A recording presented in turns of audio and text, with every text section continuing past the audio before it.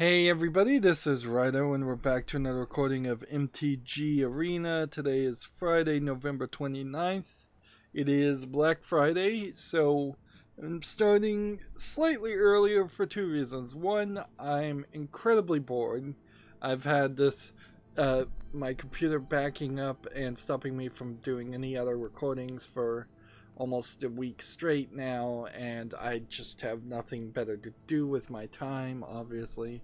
So, I want to do something. Let's play some Magic. Two, I'm afraid that as the Black Friday shopping continues, both the Black Friday shopping that I'm doing, which I'm keeping an eye on the deals,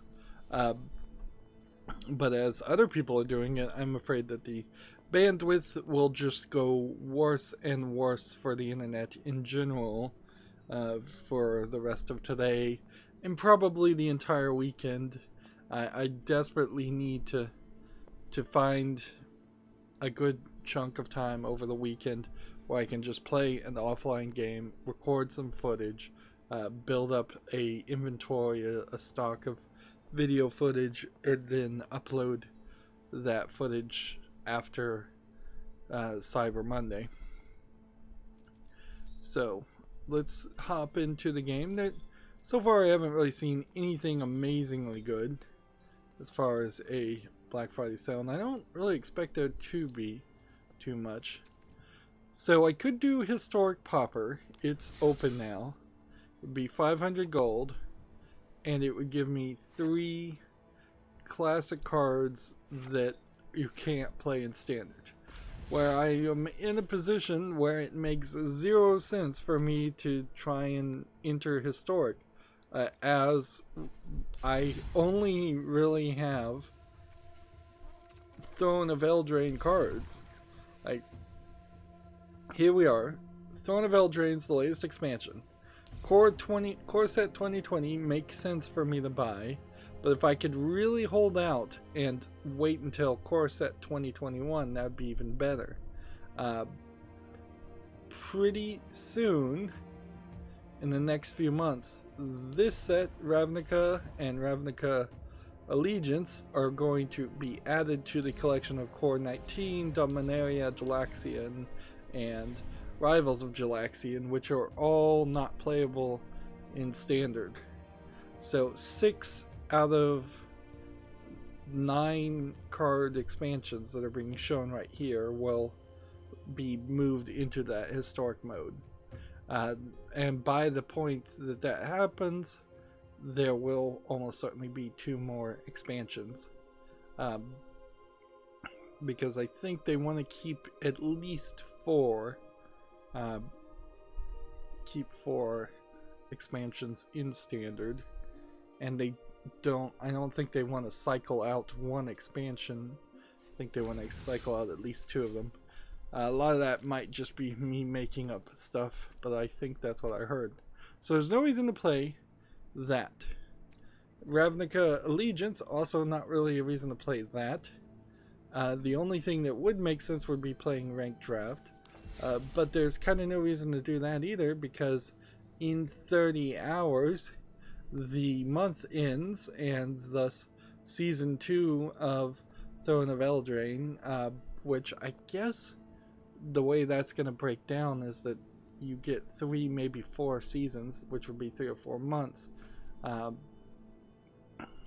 then that is that. I'm also at rank 72 on the Mastery, and that might be a slight concern too. We're making decent amounts of progress, but I would ideally want to get up to at least rank 90.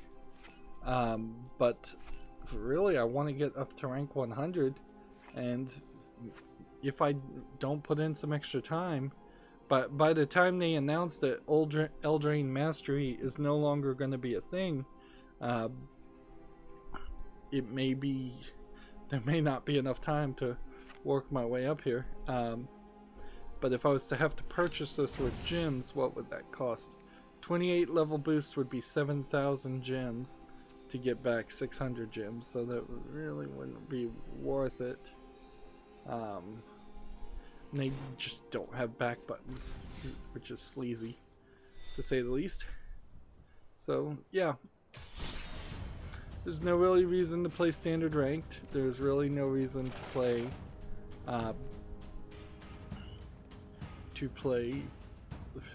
anything. So what was our choices? Black or red. So I could either play this Dome Destruction. Let's play one game there. Like, I was mostly playing red for last stream, but I think I've made some tweaks to my red deck and improved it, I think, quite a bit. So I'm a lot happier with it than I think I was before. And I will warn that if somebody types something in the chat, because of network connection issues, there might be there might be some comments that I just missed. So apologies if that happens. I say it almost every stream now, we don't have a ton of news, but quite frankly that doesn't mean anything, because even though when I don't have a ton of news, we run into me moving so slow through the news because I'm focusing more on trying to build decks or play this game that it doesn't matter. In a weird way, I would have to start thinking of a way to curate the news, and this is going to be a major problem when we get around to outside of February next year. Like, once we start hitting March and April, once games and news really starts to build up for next year. Right now we're in a slow period as far as video game news is concerned. So yeah, we might as well try and connect all of this. Yep. And see what will load, which right now the answer to that is nothing. I can say the Steam sale image has changed, so I'll show that in a second, I guess, if I can get it to load. First game we have here is Robin Hood Country of Heroes, and this is not working. So let's, yep, this is exactly what I thought was going to happen. And I suppose I could spend the rest of the day just struggling to play Magic Arena and get 15 victories. It kind of sucks that you can't get anything more after the 15 victories, because in Hearthstone, theoretically, if you got 3 wins, you got 10 gold, whereas here, you after 15 victories, you're just done for the day. At a certain point, I guess you just have to jump over and play Magic Online or something else. Which, by the way, I saw an article, we'll probably cover it, where Magic Duels support has been shut down, which I believe Magic Duels was the game that was a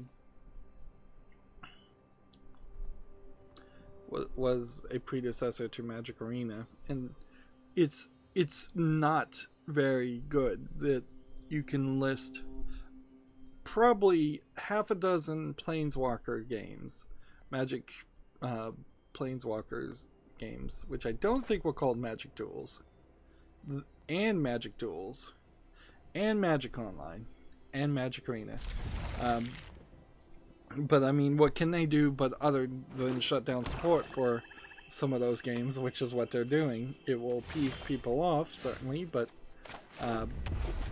you've got to clear the field that you've made messy at this point and set the path forward that Magic Arena is the way they're going forward, and that there's nothing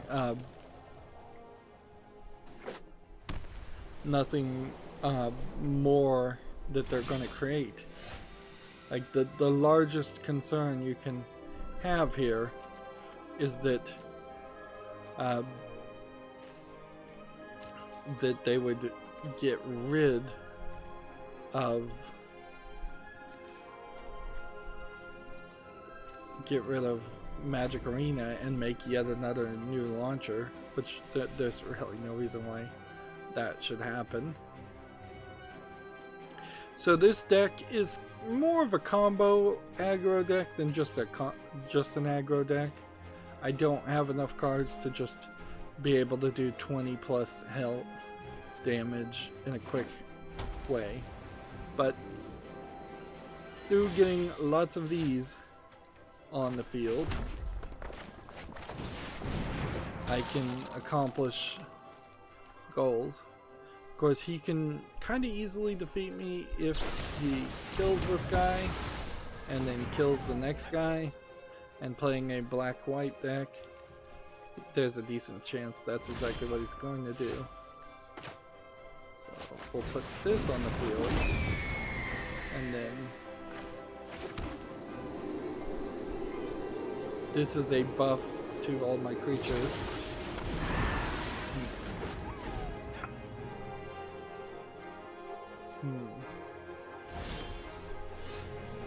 So you kind of have to intentionally have a couple of characters come out and hope that they just don't have any more things they can do. Now the question is, do I want to save this or use this now? And it's probably better to save this. So yeah, like a third just field destruction card. So I have 2 more of those, and those were my main strategy. Without those, I have to then work a lot more. I have to struggle. See, had I played this while this was on the field, that would have buffed that guy.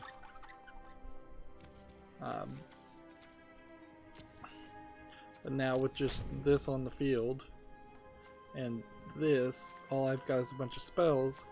I desperately need to bring this guy back, and I don't really have a way to do that, so I've probably already lost right now. Although it's not like he's doing anything either.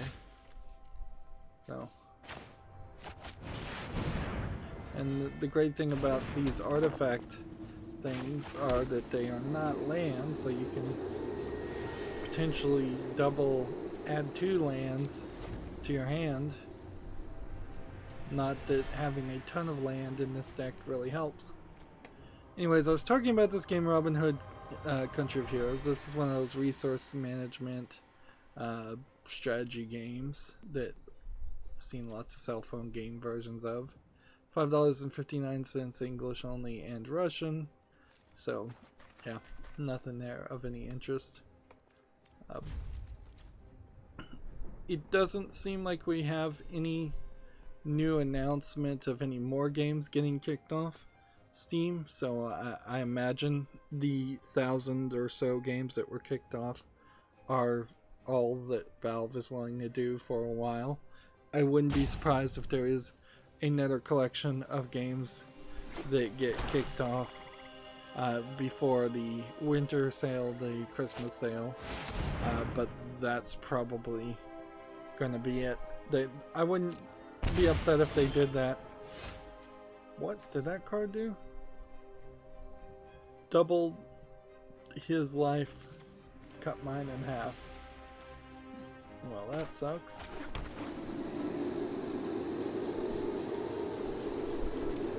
See, I can play all these spells, but it really wouldn't have helped too much had I done that. There's, let's see, 6, 9, 10, 11. So I can do 11 damage to him.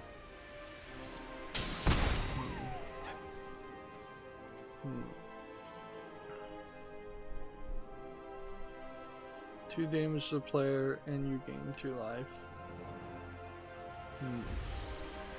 So here's what the autumn sale image looks like now. There was this tentacle that was sticking out on day 1, or by the time I looked at it, the image again, and now this tentacle is crawling almost completely into the store. And there's Gabe Newell's here, and there's apparently some news story in the background.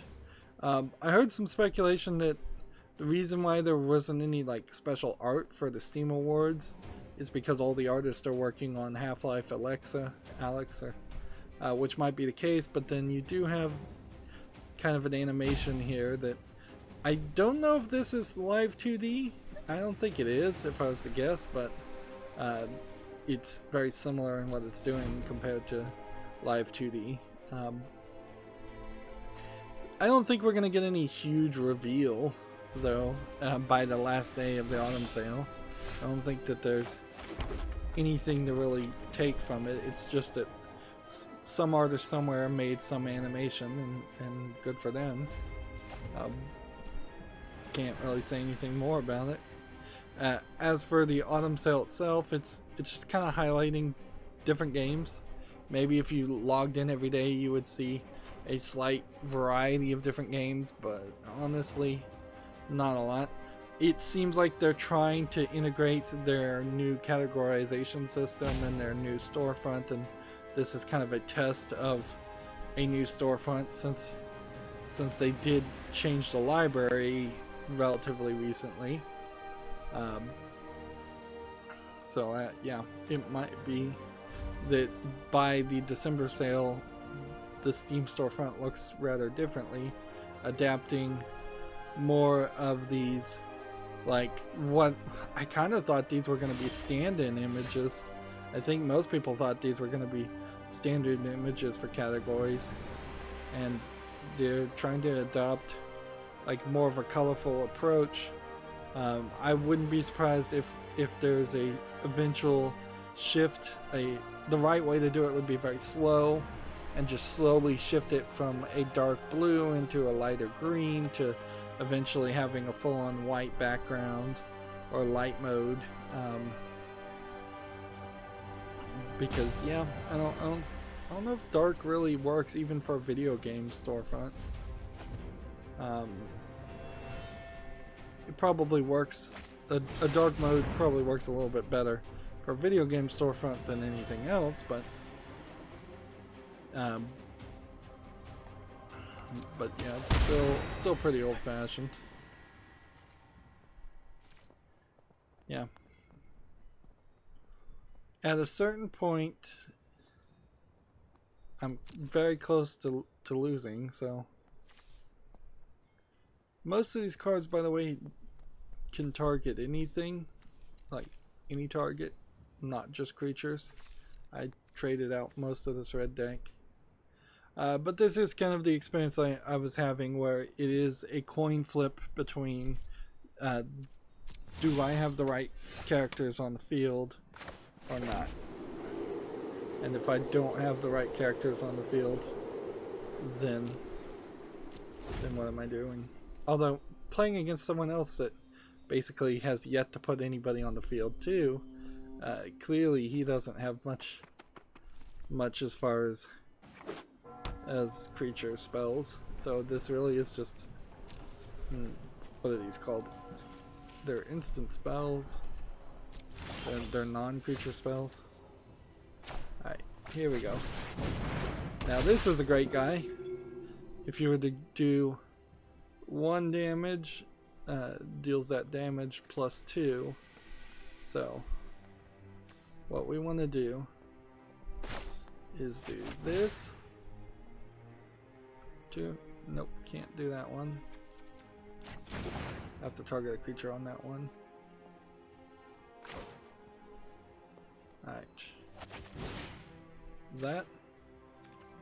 And then submit. And then submit. And so that should do 4. And then I want to do that to do 2 more. And then I want to do that to do 2 more. Then I want to do this. Darn it. Where's my spectate?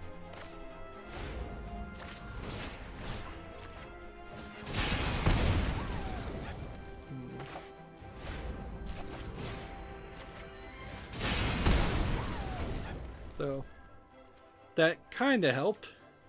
It got him from 42 to 32. But he's just so far ahead. Like, is it realistic that we'll get any further? Probably not. I could activate this ability and buff up this character, but the murder spell wouldn't have done anything with that anyways. How did he just get 58? Doubling his life and cutting mine in half. Oh yeah.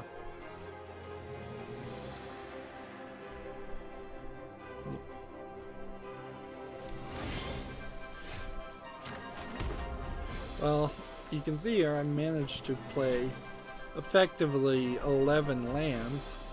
So I might have a little too many lands. A small tweak there might work. I have all 4 of these castle Imbars. Notice I'm not playing anything that would just give me extra health. That doesn't really need. It won't be that helpful. Alright, so this will do 2 damage. This is a great card. And then this will give me this. And then I can end my turn. And we'll see what happens next turn. If this stays alive somehow. This gives me a -1, -1. And this is going to give me a -2, -2. So it's going to kill him. So I couldn't have done anything with that.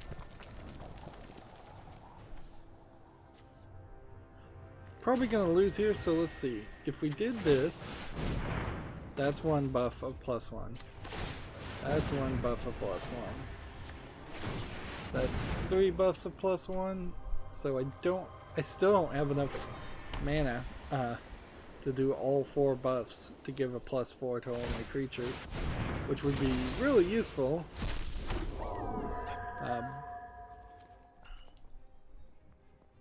But not something that would really happen. Now he's just irritating me by killing my minions that are the few minions I had in my field.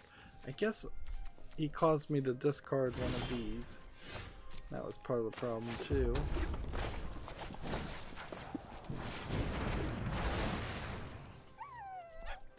And then what we can do is we can end our turn, and then as soon as he plays something here, I can save myself, although I don't know why I'm saving myself, I'm really just wasting time.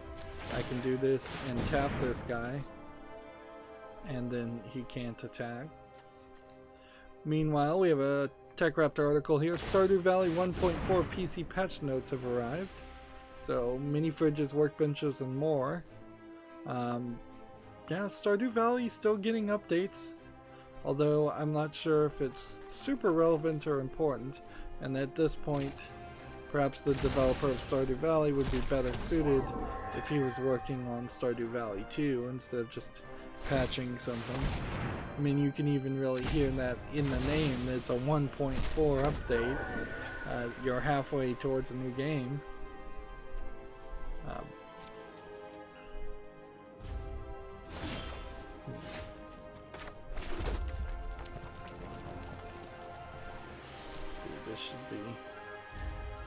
That should be it for that. So here's TechRaptor's article. Official support for Magic Duel ends. So multiplayer will still be playable. Wizards of the Coast and Stainless Games. I guess this is part of the thing, is Wizards of the Coast previously had been partnering with somebody, whereas I think Magic Arena is directly being developed in-house of Hasbro and the Magic Wizards of the Coast company.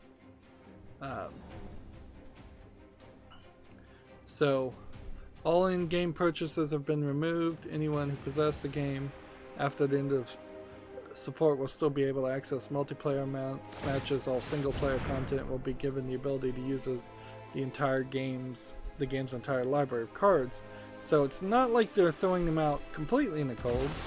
In addition, online multiplayer matching will continue for the foreseeable future.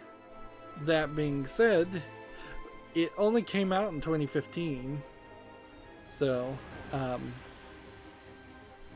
Wizards Duels is a successor of sorts to the previous game, Duel of the Planeswalker, which received yearly updates between 2009 and 2014. So you have 5 years of that, and then 4 years of one game, so they at least got somewhat in the right direction. Let's see. So, and now we're on to Arena, and the biggest fear you could possibly have here is that 1 year, because of the beta in Arena, this game might be only 4 or 5 years in life before it gets abandoned for something else also. Although I don't know why that would be. Let's see. Wanted to see if there was an about page here. Not really. Yeah, I wonder if there is a company that actually helped them create this. Let's try another game. We'll give it a second try. We made progress. So this will probably go over a lot of people's heads, but it included packs from Battle of Zendikar, Oath of the Gatewatch, Shadows of Innistrad. I heard the Gatewatch is probably what the next expansion is going to be, or at least it's what's being speculated, as Throne of Eldraine was not really connected to any of the deeper lore of the characters, where Gatewatch is totally about the deeper lore of the other characters. Eldritch Moon, Kaladesh, Aether Revolt, and Amok Het. So, yeah, with the support of Duels ending, which is because they seemingly switched their focus entirely to the in-house development of the Magic Arena. Arena was released in September of 2018, and I basically started playing in September of 2019. Let's see. Arena also lets players take part in large official tournaments, which apparently Duels did not. So, it almost makes an argument to buy Duels right now. Like, if somebody wanted to gift me Magic Duels, or any of the old Magic games on Steam, I would be fine to do a spotlight on them. But particularly if you're getting all the cards of the old sets, that's great. But it really loses its value when you know there's not really going to be an audience there. Because you could effectively, if you were going to play that way, just print out or make your own hand-drawn versions of older cards if you just wanted to play with older cards. And honestly, that's probably where Wizards of the Coast should go, is that they should just at a certain point go, here's the printout sheet, here's a PDF of what the cards look like. Go print them out on your own printer on some flimsy paper and play your own games, since all these cards are going to be banned anyways, and since we know there's no way you're going to be able to pass them off as legitimate cards. Although I guess maybe somebody out there could, and that's why they don't do something like that. But I imagine that there are amongst circles already some pretty high resolution scans of Magic cards.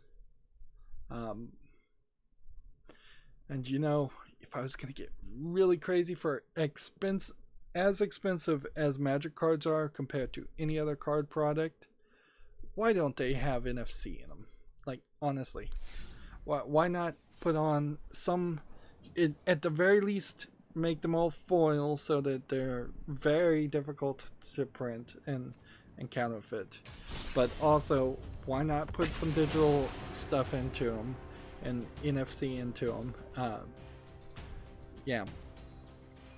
At least for the, you could even phase it in for the ultra rare cards. Everything has an NFC chip in it.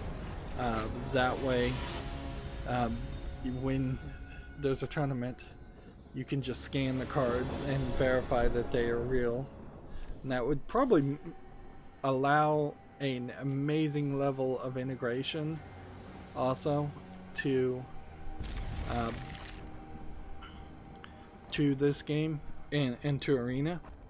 Like if they pulled out a official Magic Arena playmat for, let's say, $100 that starts with a collection of two pre-built decks that both have NFC cards in them, and I guess if you're gonna do a playmat though, you have to have all of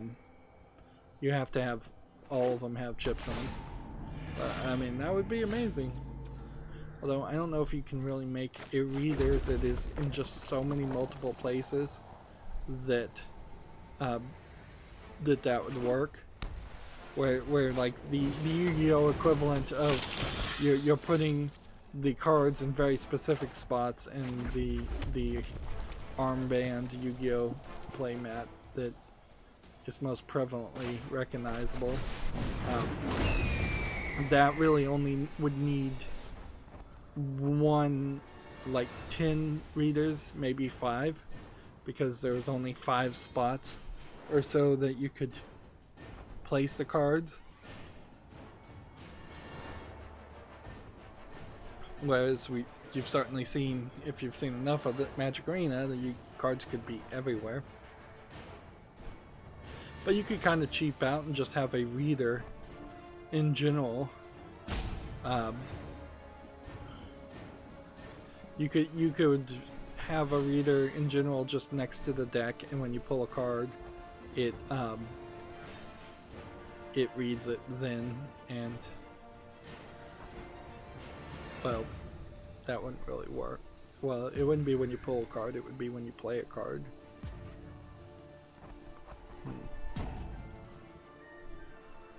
But yeah, and that's really something you could only do with Magic, because the cards are so expensive in the first place, and it would be a great way for you to add an extra 50 cents on the cost of already way too expensive cards.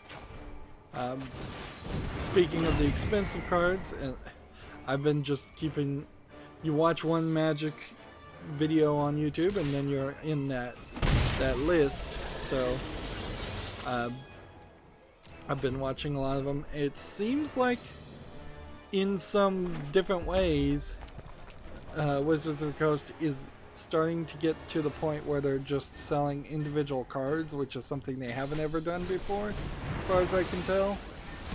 Instead of doing the blind box, loot box packs, which has made them so much money.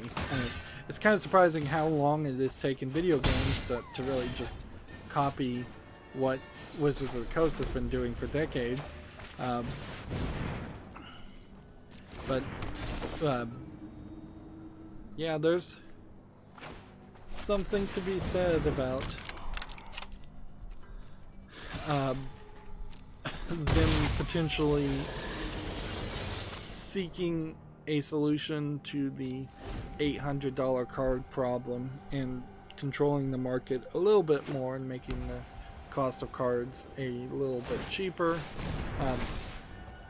I am definitely in a weird position, and there are clearly two opposing positions here.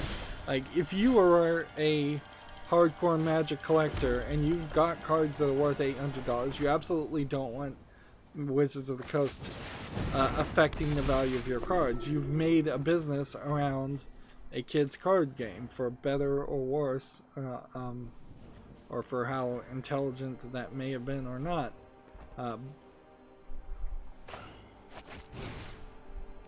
But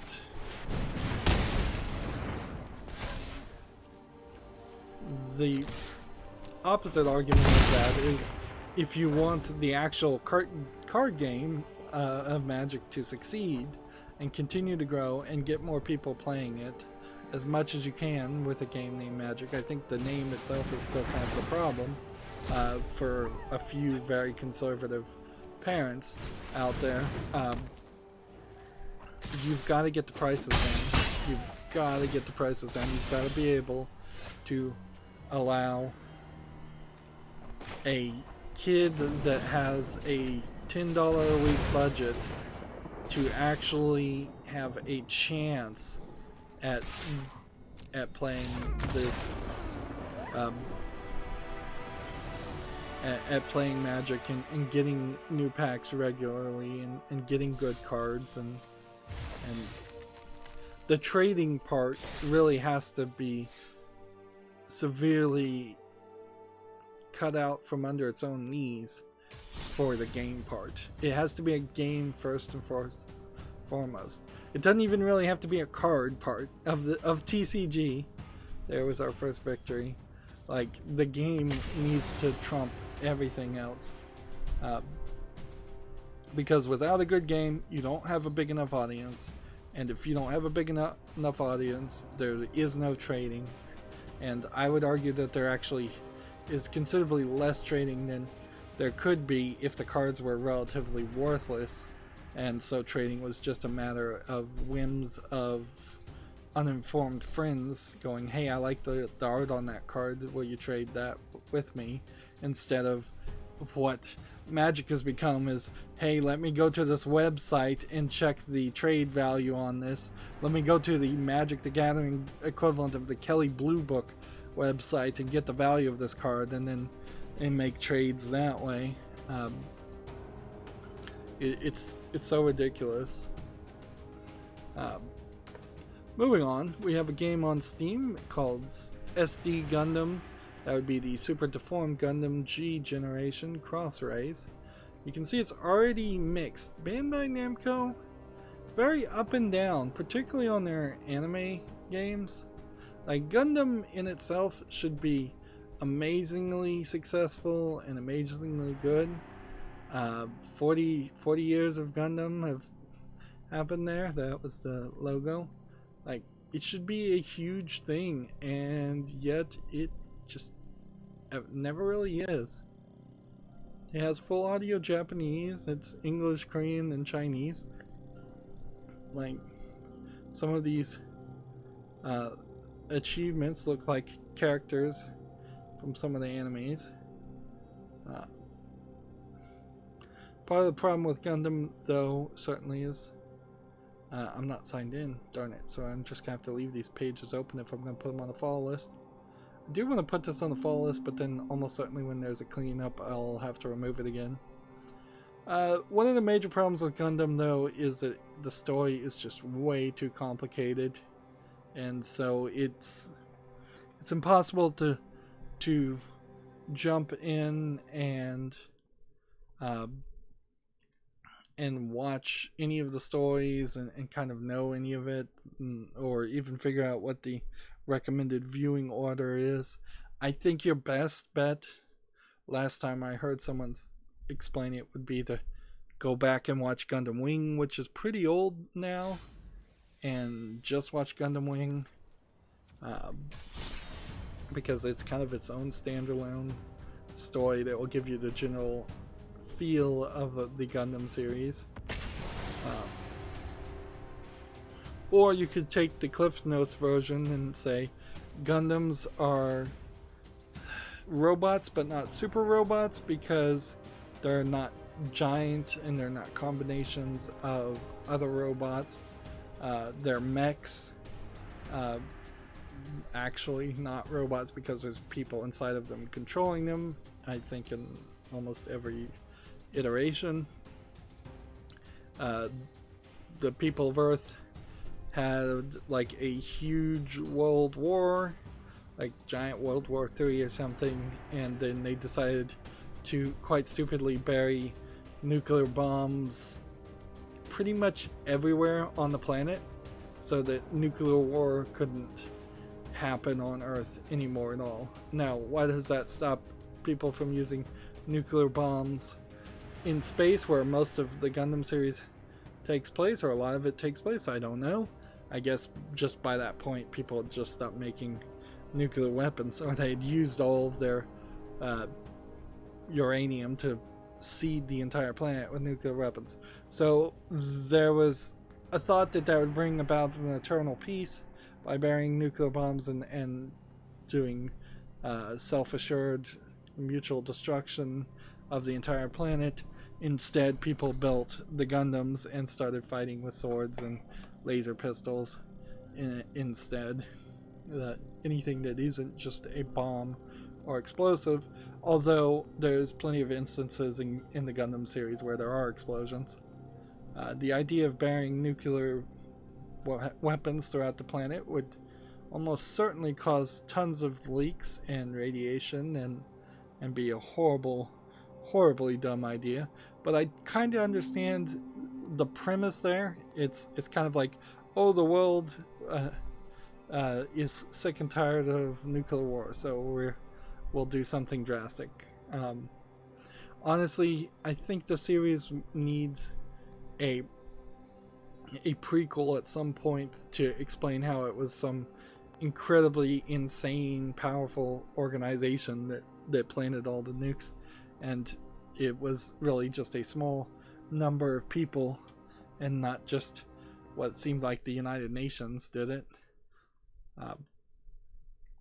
That's the premise of all the Gundam games, and then the actual stories of all the Gundam stories are war dramas that often focus on a small selection of people in several skirmishes and fights.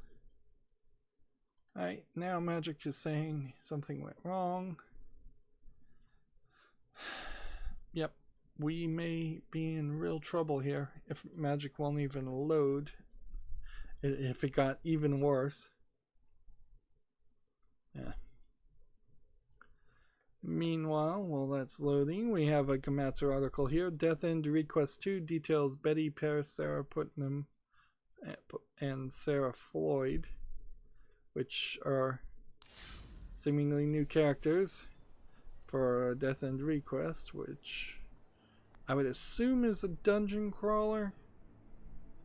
It's from Compile Heart. It's tagged as an RPG.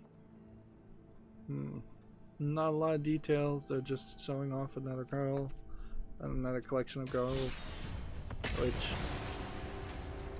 I've been curating, I guess, maybe a little bit of that, but also we've had a bit of a slowdown of games, particularly Japanese games, just trying to suck up all the oxygen in the news cycles by releasing update after update after update of insignificant amounts of information. TechRaptor has an article here. Rebellion buys brand portfolio of the Bitmap brothers. So let's see, Rebellion. Rebellion does like the Sniper Elite games, I think. Bitmap Brothers was founded in '87 and it was known for titles such as Chaos Engine, Xenon Speedball, and Z Steel Soldiers. So, yeah, nothing really recognizable.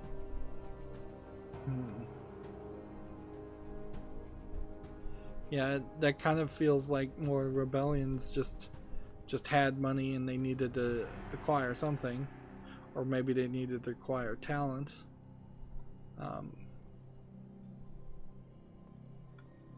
So, yeah. I want to look up Rebellion developments. We'll see if this works. Yeah, we're having a huge amount of problems because Steam doesn't want to load, Magic doesn't want to load. This is what I was afraid of. It's just all going to be a collection of terrible network problems for probably the entirety of today and maybe all the entire weekend. So here's Rebellion's website. Zombie Army Dead 4, Evil Genius 2, World Domination. Alright, so I'm a little hyped on that. Although, a lot of improvement needs to happen to both make Evil Genius 1 a game that you would want to play in 2020 and make Evil Genius 2 much better than Evil Genius, that theoretical Evil Genius 1. If they don't really do anything in Evil Genius 1, which they haven't, I don't think, guaranteed that they would, then they have to do both of those things in Evil Genius 2. Strange Brigade, I heard critics like that game, but nobody really played it because it required multiplayer. Sniper Elite 4, I think, is some version of that is liked, and then another version isn't. And then you have ridiculous re-releases of games like Rogue Trooper Redux, which nobody asked for and nobody was surprised for. They acquired Wolfie the Red Hood Diaries, which that was an unfinished, I believe, Kickstarted game that they've done nothing with. Judge Dredd versus Death, which there should be a lot more Judge Dredd games. Here's Evil Genius. It's a 15-year-old game at this point. I do own that, Sniper Elite 1, and then Alien vs. Predator Classic 2000, which they're not going to get the rights to make any more Alien vs. Predator games. So they probably wouldn't have the rights to Judge Dredd anymore. They do have the rights to this, or it's Low Red Riding Hood, so you don't need rights. And zombie games and Battlezone games are fine, but yeah, they really don't have a lot of IP that they could push. Just Zombie Army and Sniper Elite more than anything. Evil Genius. They almost certainly have to make a remake of Wolfie the Red Hood Diaries, or a continuation of it, because they don't have anything else to do. They can only bring out so many Sniper Elite games. I believe it was the Sniper Elite version 2 remastered that people didn't like. See, if you see here, it goes Sniper Elite 1, and then there is no link for a version for 2 at all. They're selling the remastered version, and they took down the the version 2 version, and that, I think, was in part why people were so peeved about it, is that not only are they pushing a inferior product on people, they're making it impossible to buy the original version.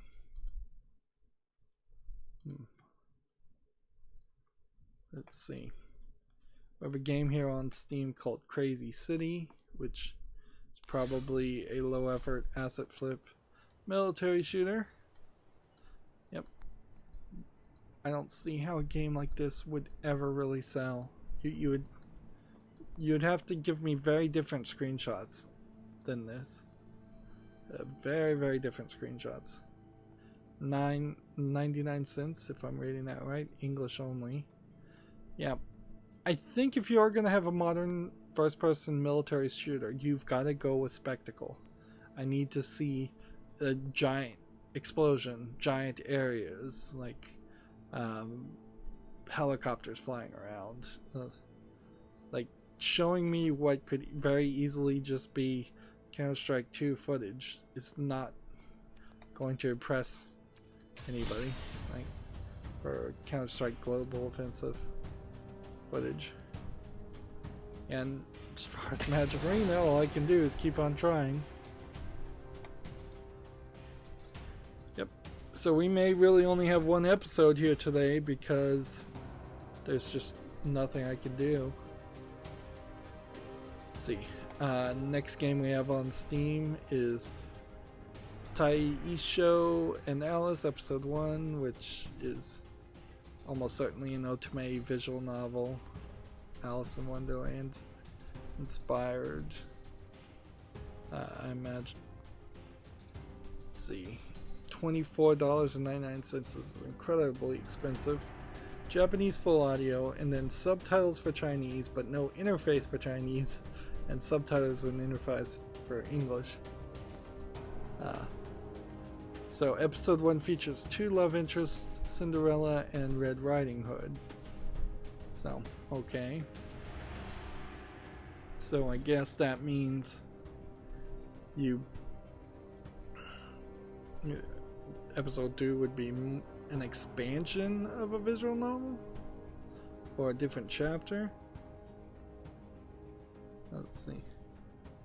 And it seems like maybe the guys are playing the roles of Cinderella and Red Riding Hood. So this guy I think is Red Riding Hood. And I think this guy is Cinderella. And so Taisho, maybe the girl. Which puts a slightly different twist on it. I guess I'll put that on the fall list. It's asking certainly a lot as far as price, and I almost certainly would never buy it, but it would be interesting to see if that was successful.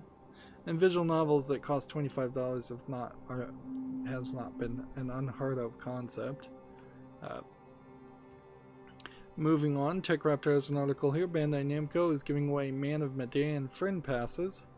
So, from now until January 6th next year, Bandai giving a friend pass to anyone who buys Man of Medan or has already bought it, which lets you play through the game's shared story mode with another player.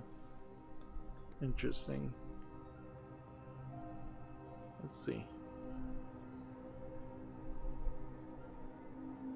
So if you want to do this on Steam, though, you have a second version of the game in your library. Open that and copy the serial number you see in the Steam pop-up. Send it to your friend and ask them to activate the key on Steam. So it's basically just a Steam key. That should give them, and that only grants them the shared story version of Man of Medan, not the full game. I don't feel like this is the best way to promote your game. It seems like it is a half thought through concept to correct what almost certainly was an obvious flaw that they didn't think through, was that they were emphasizing a shared story mode way more than anyone I think was interested in it. And in a weird way, well, I did hear critics kind of like Man of Medan a little bit, that they were no way in love with it the way they were with the PlayStation only game that predated this, where the choices matter, like Butterfly Effect game. I forget what the name of it was. So I think we're gonna have to expand here, and we're just gonna have to sit for 5 minutes each time on this timer, because just not finding any connections. I would be much happier if that game I can't even remember the name of, the Butterfly Effect PlayStation only one, came out to Steam, than I would be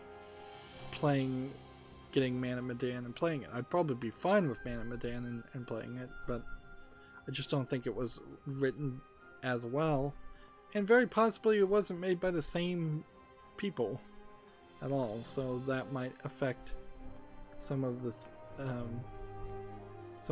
reception there too, is that maybe it just required a lot better writing. Speaking of better writing, when I was looking at my wish list, I had the Life is Strange 2 on my wish list. I think I'm gonna leave the Life is Strange series on my wish list just in case somebody wants to gift me those games. I'm willing to play those games. I'm just not really willing to purchase them myself at this point. I don't think they're that terrible that as kind of a Telltale companion style game, or Telltale style game. I think they're fine to play once, but probably not worth buying, particularly since I still think I have some Telltale games, and there's like a new Batman bundle of Telltale games that's coming back out.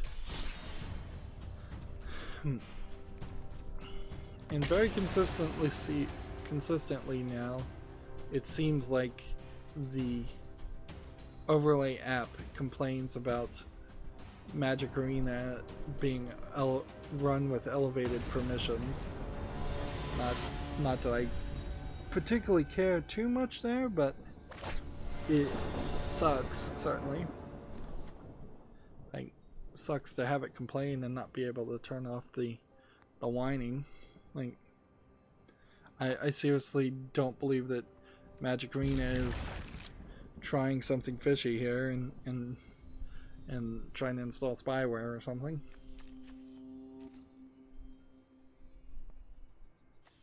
So this is a nice, good start.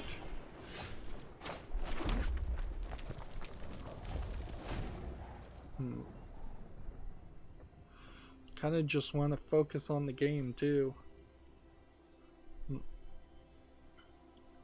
Yeah, with as much network connection problems as I've been having with Magic Arena, I could see if I was just gonna try and be one of those Twitch streamers that only played one game, that would never work for me. I'd just get way too bored too fast.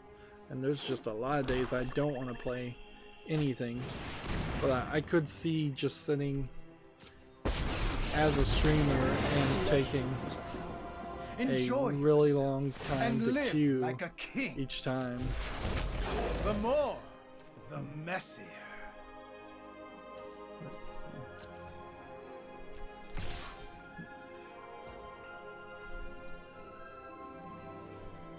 So this Planeswalker does 2 damage to himself, and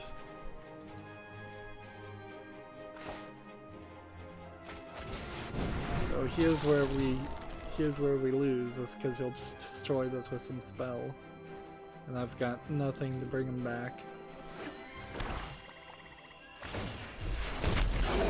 They're so cute. So at this point, this guy's just gonna stay on the field, and it says my opponent can't gain life because he can't use his ability, and he can't gain any. Are these called loyalty points or armor? I was just calling them armor, but I'm not sure I ever grabbed the official name.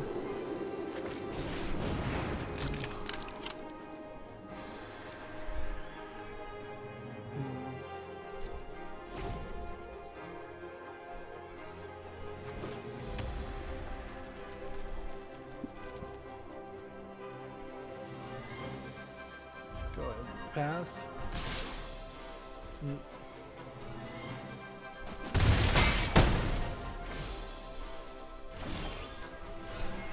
Alright, we've got nothing. So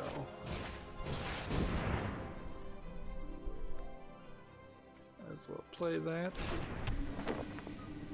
And do that. And I could see playing this. It's not a bad card, frankly. For 3 mana to give you 2 1/1 devils, and on top of that have the wonderful ability of stopping your opponent from gaining life. That's pretty nice, actually. Let's see. Gamatsu has an article here. DC4, the Capo 4 PS4 and Switch demo is now available in Japan. Romance visual novel due out December 19th. Haven't heard of this one, but yeah. Another visual novel. Maybe from a company called Circus. Clearly there's been 3 other Da Capos. Da Capo games, but I've never heard of it. And we've really accomplished nothing, and yet somehow my timer says that It has been an hour. I don't understand how that could be the case. Honestly.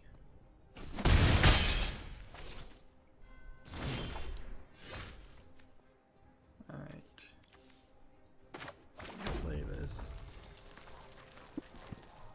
6 damage.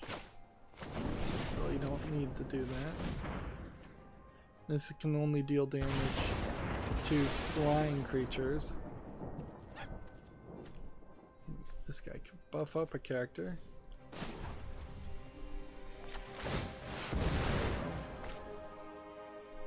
We can sacrifice that and draw some more cards. Let's see how that works. If it is gonna work. Yeah, just drew a couple more lands.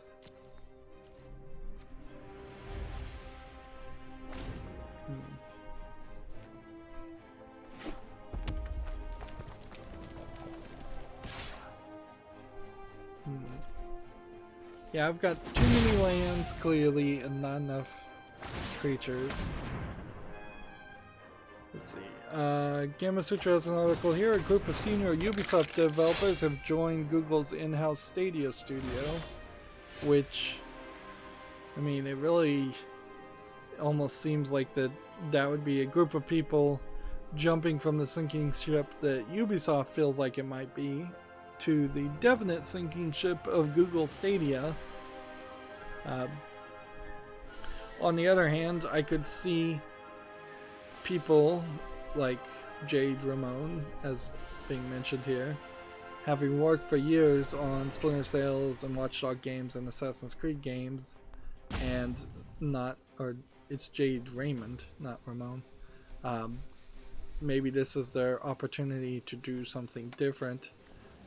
Which is very possibly an opportunity that they weren't going to get at Ubisoft, as Ubisoft seems intent on making the same thing over and over again, or moving completely out of the video game business in total.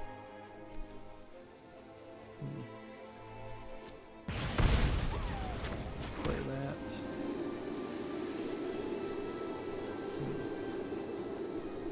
This would just destroy an artifact, which, I mean, that's not going to help me. I could do 6 damage to this guy. I don't know how that's going to help me either. Yep.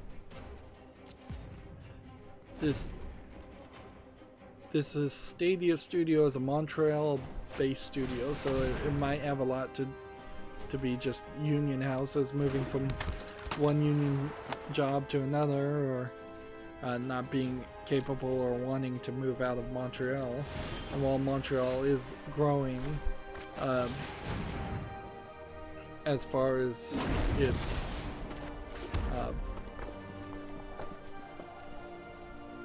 well, I don't know the best way to say that, but here's what I have to do this. And that's going to give this guy a upgrade till the end of the turn for no reason. I could see that there being a slightly more limited selection of jobs as far as game development in Montreal.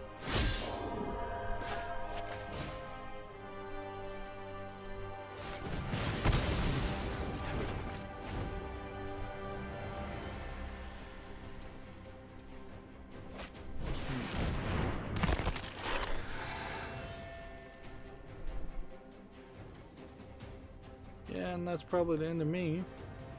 TechRaptor has an article here. 2K donates $500,000 to Leukemia and Lymphoma Society. 2K announced that it's donating $500,000. You know what's funny is video game journalists never do any research. So, like, all any company has to do is announce that they're going to do something and never follow up on it, and nobody would ever call them on it. It would have to be some kind of internal employee that called them out, and then maybe at that point it would it would become a news story. But there's a decent chance it still wouldn't be a news story, because it would at that point also be an admission that no real video game journalist, including myself, of which I'm barely a video game journalist, I'm not, with no first party sources, like I really can't do the research and find out if a company really does donate anything. I will say that on the sounds of it, they are just donating money, probably for a tax runoff, instead of asking gamers to buy some product or donate, and all in addition to match their donation, or quite all. It's so ridiculous that so many people do that too, that so many companies come out and say, we will donate up to $1 million if a bunch of poor people who have way less than $1 million all combine their efforts and donate $1 million through us first. That's just really, really silly, the way that works. Well, the good news is I have all the daily quests done, so if I really was just gonna give up playing today, right now, I would only miss out on 9 more games worth of rewards as far as experience. But I kind of want to get every day's rewards. I don't know how I can really commit to that, though. Now, the good news is that my backup worked to at least some level of extent. So now I just kind of need to run another backup and make sure that an incremental backup will adjust. So I want to get rid of 2. That would bring me down to 22. And then I need a red creature that of some sort. I don't think I have too many of them. I was looking for red creatures that would buff, and really wasn't running into that. I could almost do Dwarven Mines. Honestly, if there was a deck that came anywhere close to that working, that might be the one. Be nice if I had something that would pull a creature out of the graveyard. That would be nice too.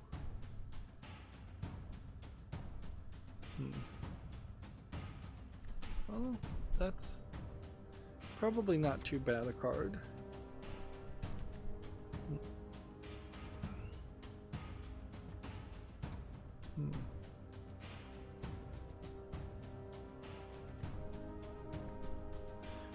There's still a lot of cards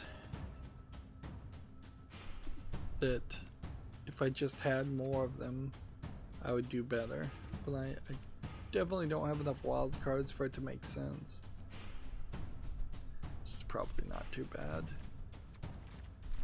either. So get rid of 3 lands. Try that.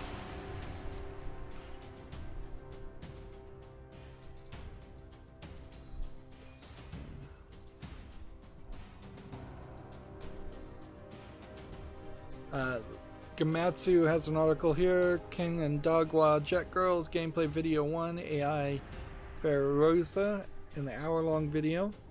This is that weird game that seems to be also an anime where it's girls in pairs riding on jet skis and then shooting each other with kind of like these laser guns, and when the other girl gets hit by the laser gun, some layer of clothing falls off. So clearly not really safe for work.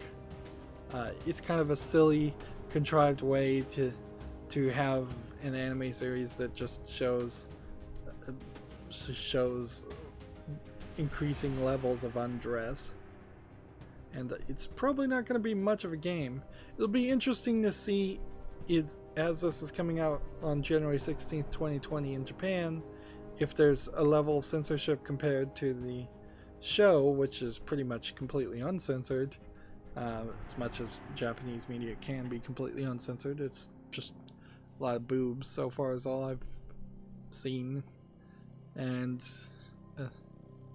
see how the game, it'll be interesting to see how the game compares to that, or whether there's anything there actually fun to play.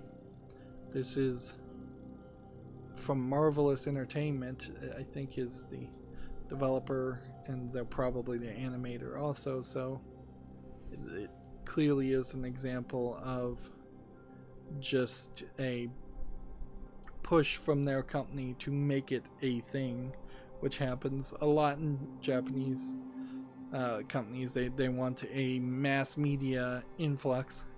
I mean, we're lucky that Gearbox isn't a Japanese company, otherwise there would have been a Borderlands cartoon, serial, manga,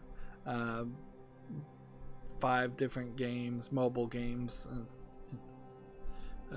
There would have been a lot more radio dramas. Moving on, Gamatsu has an article here, Death End Request 2 opening movie. This probably was announced at the same time that the other element was announced. And apparently Kill La Kill version 1.05 update is now available for PS4 and PC as a free DLC character of Mako Manken Shoku. That game came out and pretty much nobody mentioned it at all.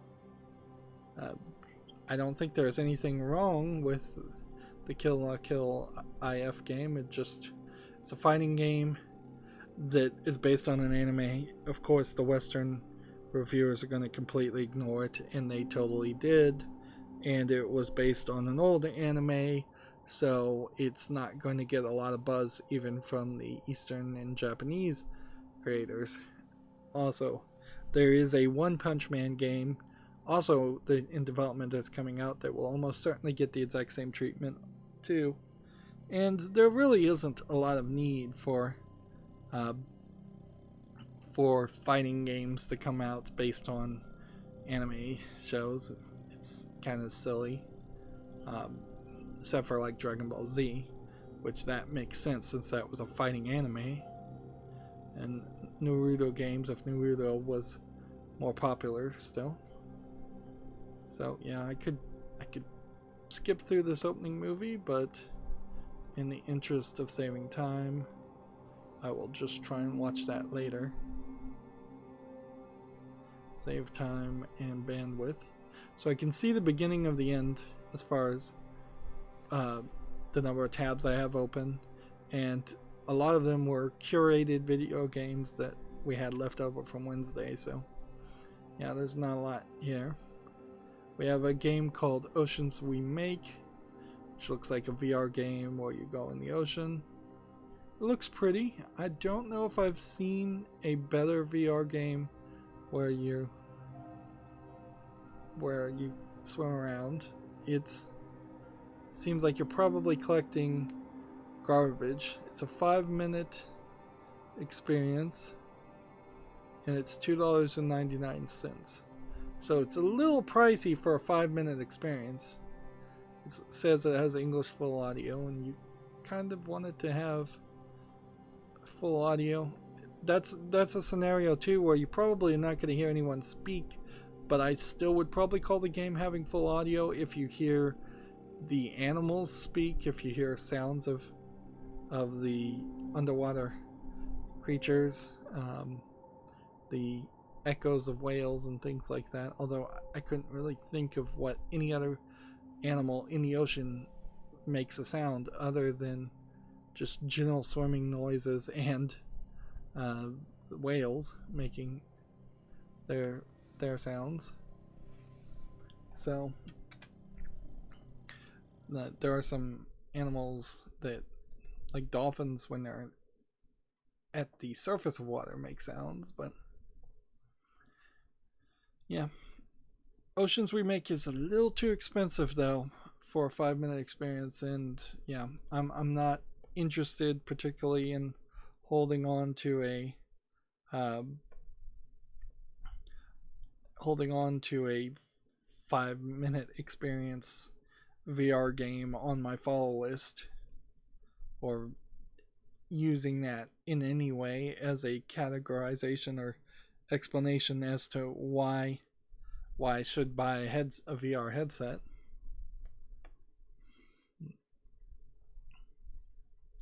There's some weirdness on my network. I think a lot of it is just the wired, like the router and the hubs in general, like, because when I'm running a backup, it should be sending all of the traffic just to the router, and then from one LAN port on the router to the next LAN port on the router. So you would think that would be tons of bandwidth and super easy, and that there would be no problem, but there really isn't. It is still a problem. So I found a wireless dongle. I'm thinking I might put it on my computer, and then there would be 2 ports connecting to the router, but I doubt that really is going to speed much up. If anything, it probably will just introduce more lagging, more confusion.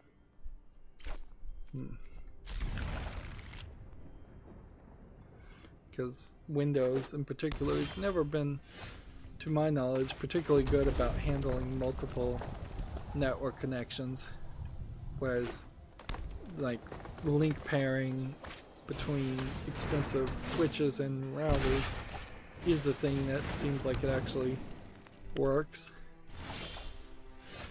It's always nice to see anything work in networking, because it kind of is a world where a lot of times it seems like a lot of networking things in theory work, and then in practicality requires so much configuration that the chances of it succeeding are close to 0. Next we have a game on Steam here called You Are Pig Sitter, which is clearly a low effort game. This was one that just came out a couple hours ago, so like I didn't curate this out. This would be clearly a game I would have curated out. It's a early access, $4.99. It says English and Japanese. I would have called it a Chinese garbage game, but heck, on rare occasion we do see terrible Japanese garbage games, and I think that's really where this falls down. Right, let's do this. This one creates a food token every time. So what can we do to kill this guy?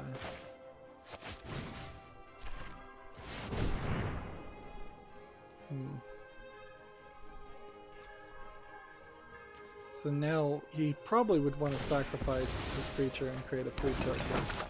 And the reason he wants to create a food token is so when I attack here, he can block with this and then sacrifice the food token to bring it back to the field and restore 1 life to him.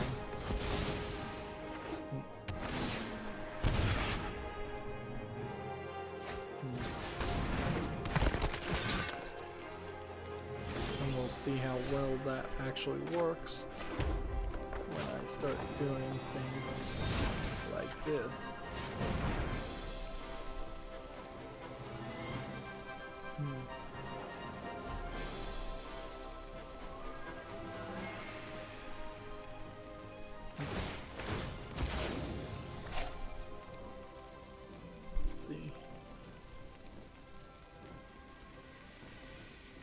So that's going to do 1 damage to him and draw a card.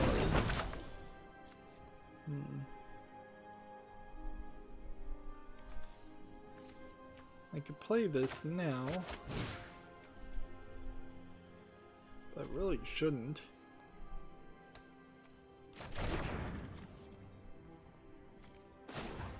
I can't activate that. So basically we're giving this guy the impression that he's winning, when in actuality I would argue he's probably not.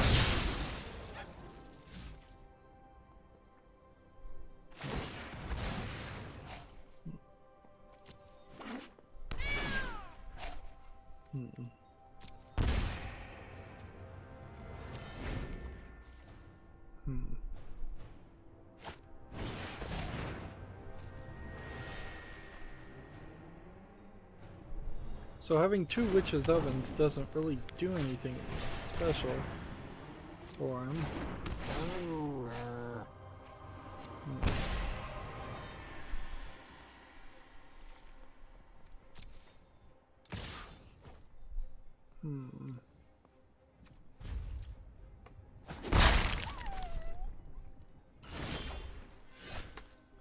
Let's see, what does this do? Can't be blocked and has haste. That works fine by me. Sacrifice a creature only works on sacrificing his creatures, right? Doesn't work on me sacrificing on him sacrificing my creatures.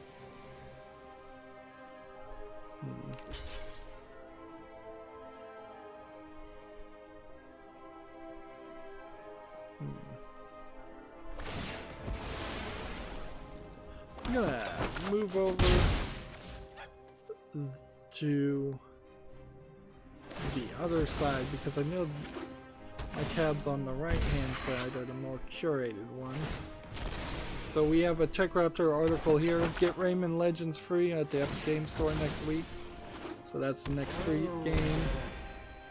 Again, if I had any bandwidth, and I'm hoping the reason I'm having bandwidth problems, like I'm also using my cell phone bandwidth, which is not unlimited, so it's been heavily throttled. It actually is unlimited, it's just it's unlimited in the sense that it gets throttled after a certain point, which is, I guess, alright.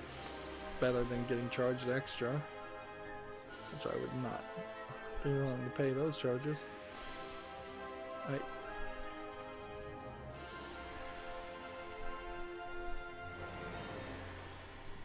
See if next attack with this and this only, and then go. Nobody has an ability.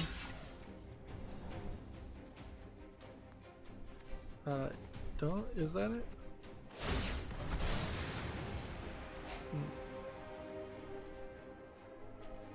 Oh yeah, I have to activate this ability. Well, should have done that, and I didn't. So now this one is yellow because it's just not going to attack.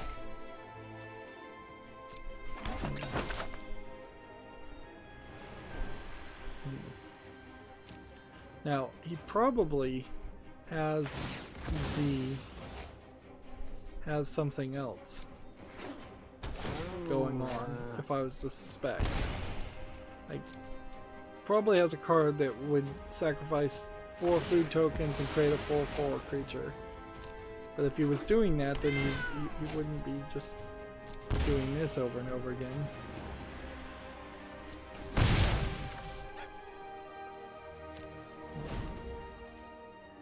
Let's see. Next we have a game on Steam here called Lost Ember, which looks like a game where you jump around in different animals. It's rated very positively and looks interesting. I don't know how long this is though. It's a exploration, narration, action game according to the tags. Yep, this seems like this could be a short, very linear experience for $26.99. English full audio, German full audio, but people seem to like it, so it's not like I can really complain about it.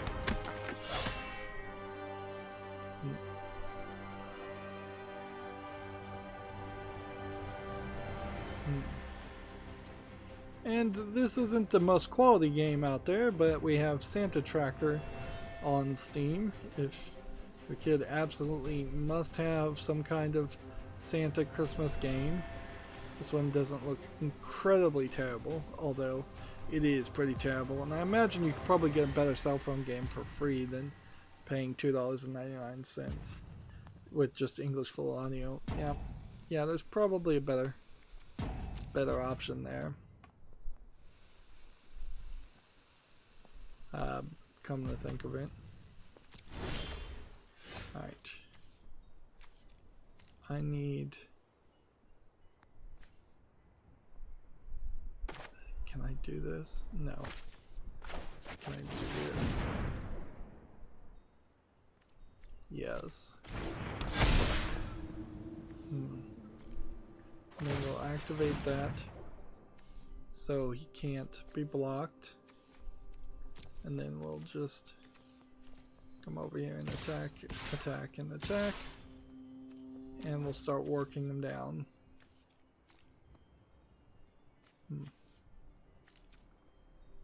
See. Next we have a game on Steam here called Heroic Mercenaries, which looks to me to be a rather complicated RPG. There's a lot going on as far as user interface there. I kind of like this art style, but is this an art style that's consistent in any of the actual gameplay? It doesn't seem like it really is. It went $13.49, and it's English full audio and French full audio. Yeah, it seems like it's a little too generic, and when you think about like all the JRPGs that have a much better chance of being good, I mean, the only reason I could suggest a game like this is if you just absolutely hate the way all JRPG games look, whether that's more kid-friendly like Ni no Kuni, or more Western-friendly like Final Fantasy, or Neptunia games, more anime-friendly. Like, there's probably something there you could find that would play better and have a better chance of being entertaining than just a random RPG.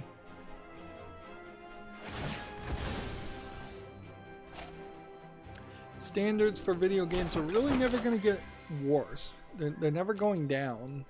So the idea that what may have been an acceptable looking game 10 years ago is being sold now just does not fly as a concept.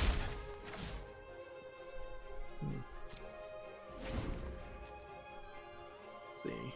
And that pretty much can be said for this game too. Brass Brigade.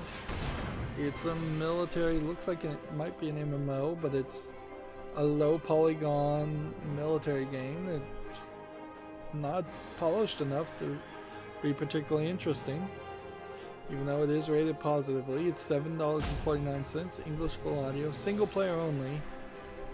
Yep. Just not enough visual polish here. Too much kind of empty areas. When you look past these trees, it's basically an empty space. So he's bringing out more food tokens. His food token strategy here is getting crazy. I guess the thing here that I wasn't realizing is that he was I was losing life, so he is kind of killing me.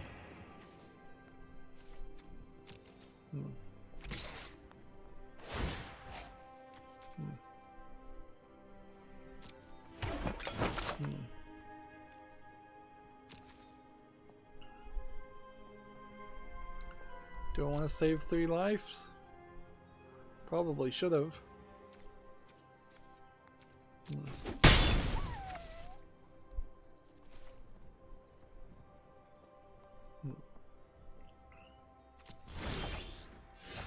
Okay.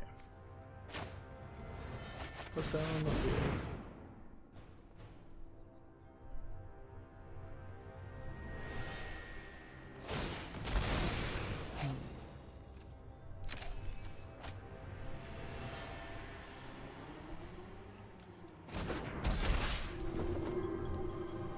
Okay. We don't want that to be blocked.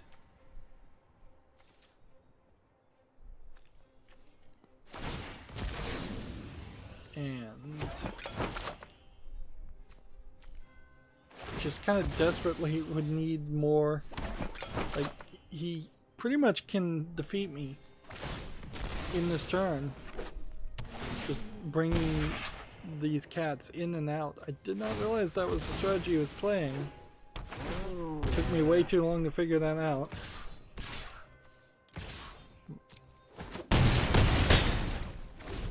Yeah, I can get it down to 13. But all he's got to do is figure out some way to kill one character.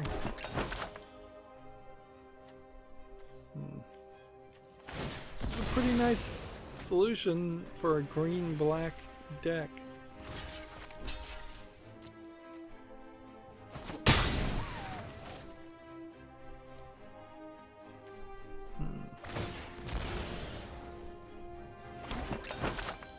It really plays itself, doesn't it?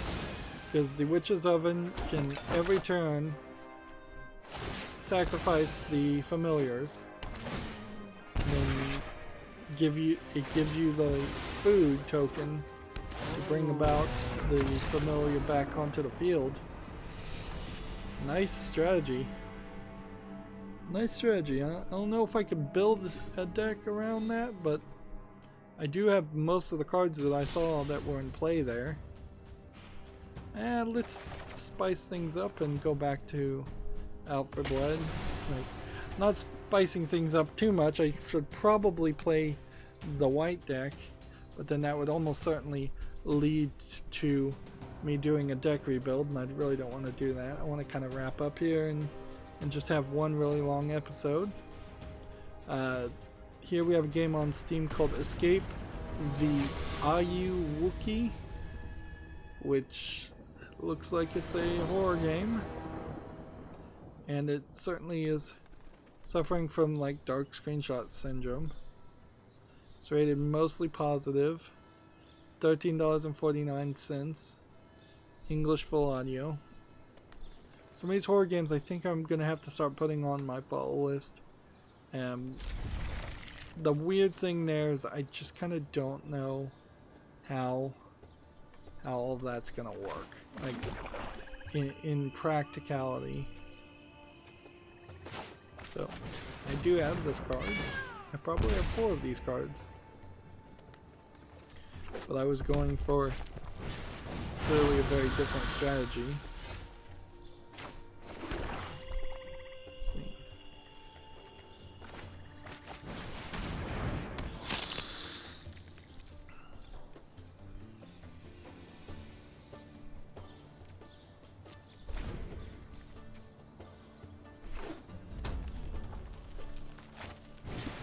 Next we have a game on Steam here called Death Park,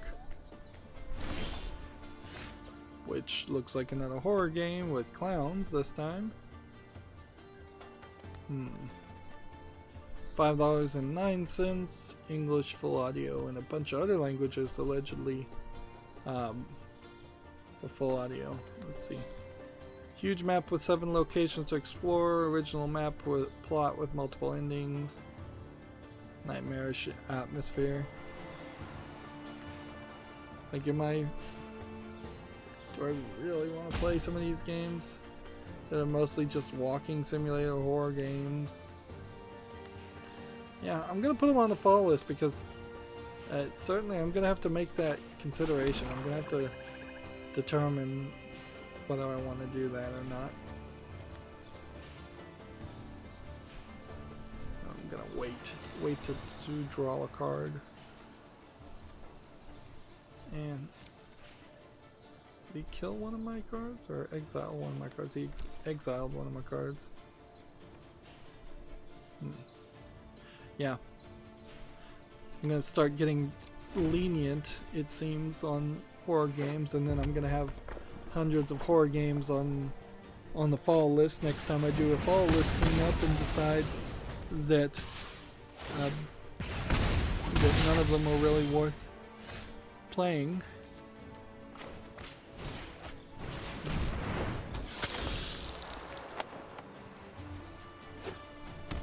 Unfortunately, today was like the first day that Lego City Undercover came was aired this scheduled to air, and so it's airing right in the middle of all this Copa stuff, and can't really do anything about it. I'm not going to lose the footage, and my Lego coverage never really was targeted towards kids anyways, but it's more targeted towards adults who like to play Lego games also, or adults looking for buying advice. And I would argue Lego Sitting on Cover is probably the least kid-friendly Lego game I've ever seen, and I wouldn't recommend it to parents. But yeah, that started airing, so whatever. I heard some rumor that like the Copa fine might be a percentage of how much you earn on a video, which like I don't think it matters to consider any of that. Like the idea that the FCC is gonna hunt down anybody that isn't blatantly obvious, like even if they are just gonna try and make an example of people, they're going to try and make an example of people who blatantly, obviously violate, target kids' content and collect data, which still I think should and would involve YouTube collecting the data more than anything else.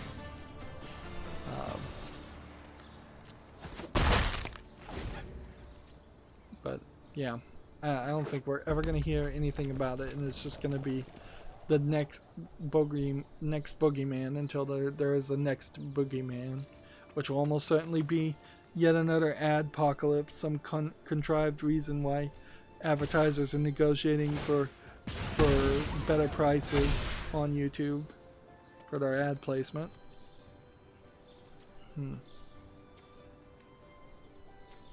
Alright.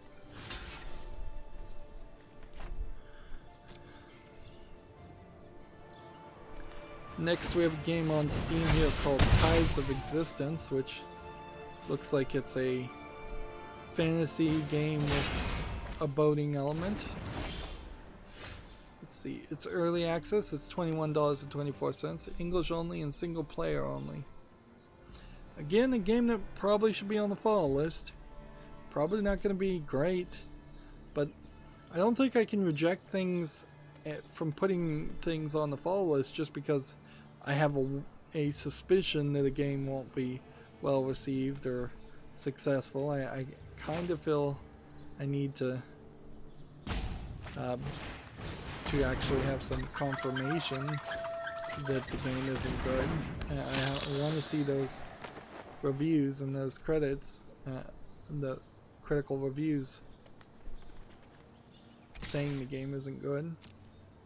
Alright.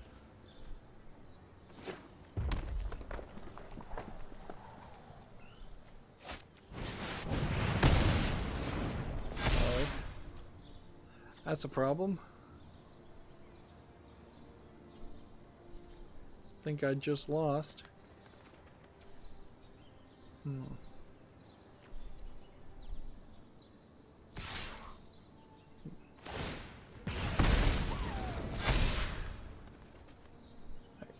Well, there's only one blocker here, so I can block that, I guess. And that puts that on the field, and that puts that on the field. And then, do I have enough to do both of these? I hope I do, otherwise I'm gonna lose.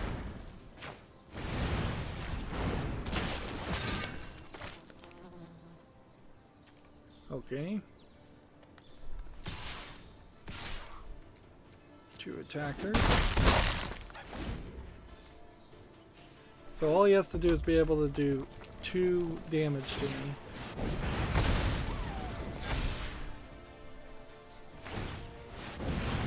Which he could. Alright, well. Next game we have on Steam is called Unlit, which looks like it's a adventure game that might be a low effort adventure game. It does seem like it's kind of hiding everything and the camera's pretty zoomed out. It says it's a slow-paced point-and-click adventure game without language, with an original soundtrack. It's early access. It's $9.95. It says it has no language and yet it supports all these languages.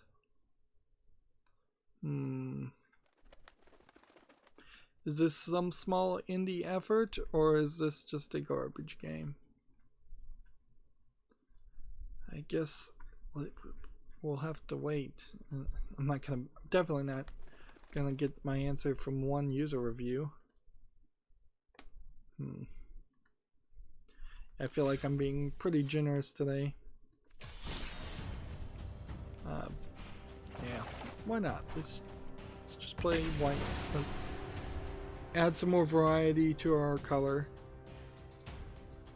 Next we have a game called End of Realms, which says it's turn-based combat.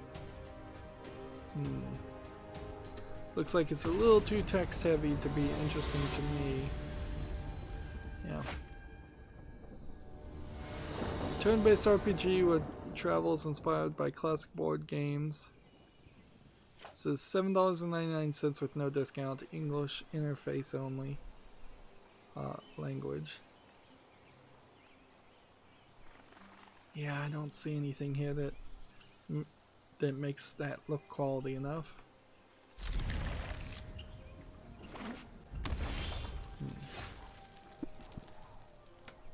Alright.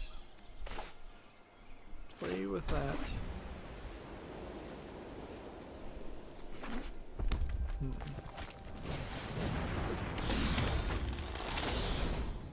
What? Oh, that's reach. So this has reach. So that means this will be able to block this every time.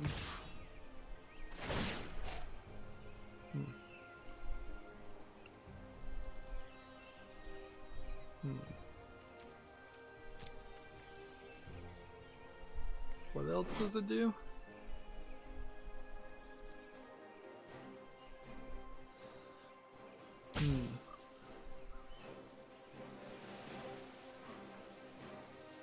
Exiles the top card of my deck. Interesting.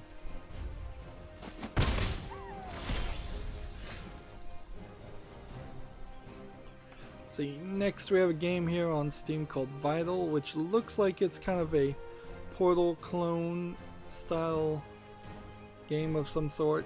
Like, seems like you are doing a lot of the things you would have seen in Portal 2. I'm a huge fan of Portal, so that concept as a physics-based puzzler is something that intrigues me each time. Apparently it's coming soon though, and there's just a demo. It's English and full audio. So really would have to come down to when is it really going to come out.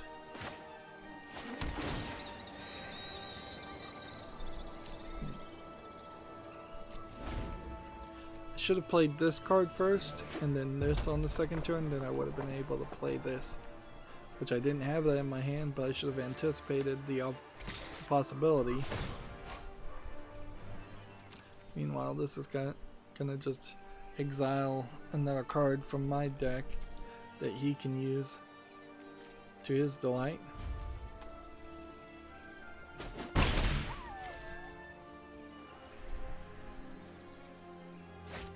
Yeah, I should have broken this up into 2 recordings, frankly. But I didn't, so whatever. Next we have a game on Steam called Story of a Gladiator, which looks like a game where you play as a gladiator. Looks like it's a hack and slash beat 'em up game.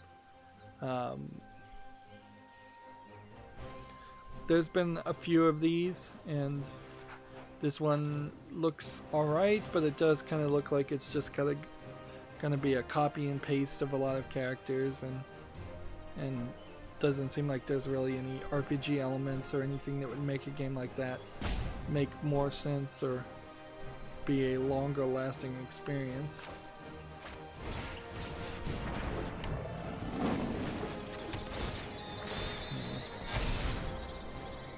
So I think I can skip Story of a Gladiator. English full audio. It's $8.79. But I'm certainly not in a good mental mood right now, clearly, because I'm very iffy on whether I want to make any decisions or not. I'm putting a lot of things on the follow list that probably don't deserve at all to be on the follow list. I'm not being very critical, and yeah, that's a problem. That's a problem when my main point of looking at all these new games is to curate the games.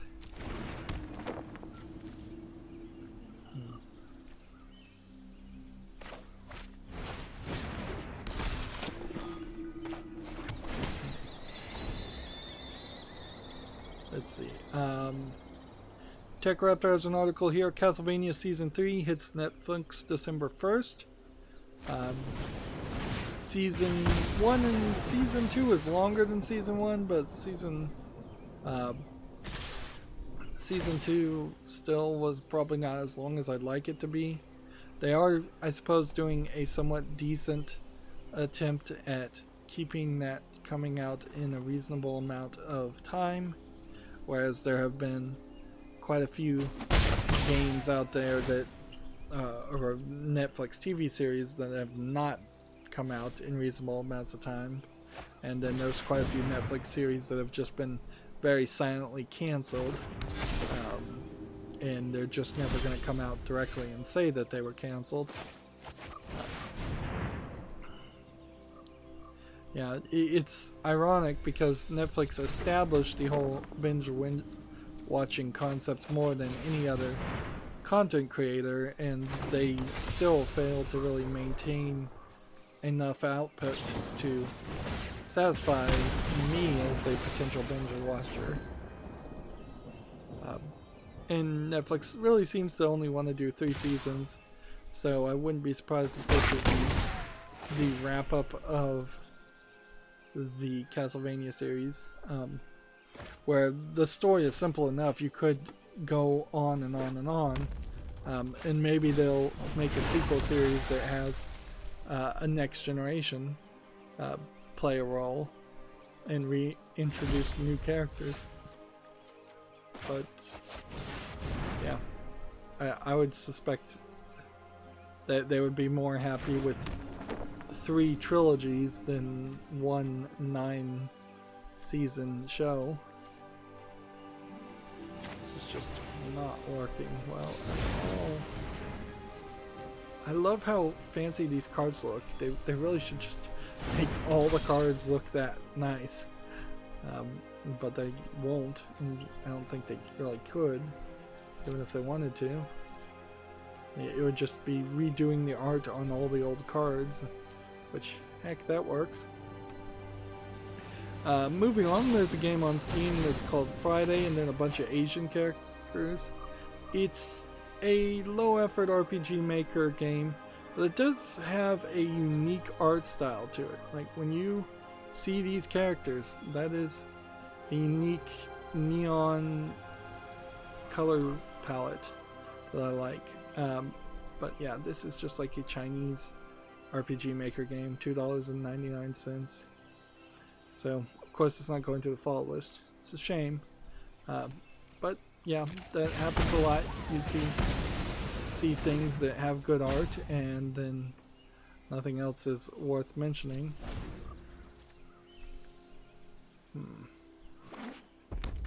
Let's see. Gamatsu has an article. The romance visual novel Kin Iro Loveriche is coming to the PS4 and PS Vita on March 26th in 2020. So, this was first launched on PC December 2017. So I might look at that and see if it's on Steam, and see if like more visual novels getting ported to the Vita and the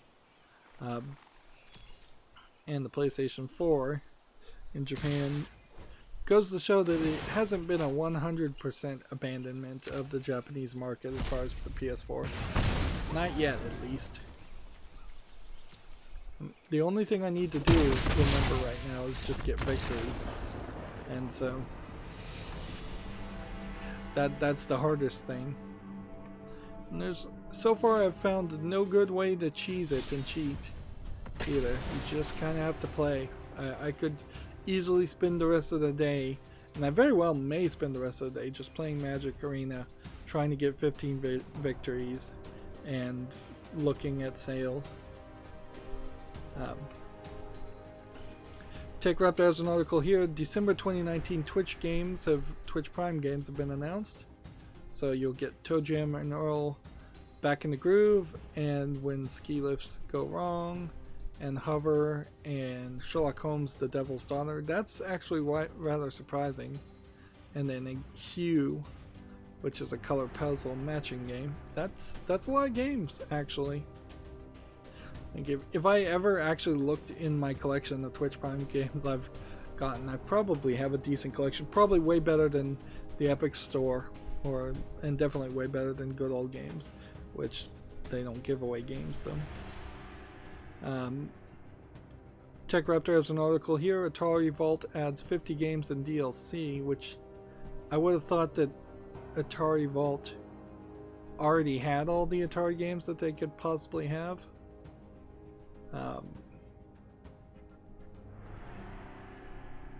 14 of these games are Atari arcade games, while 16 of the games that were found on the Atari 5200, 12 were developed by M Network, a development arm of Mattel. They made games for the Atari 2600. The last 8 games were either prototypes or homebrew games.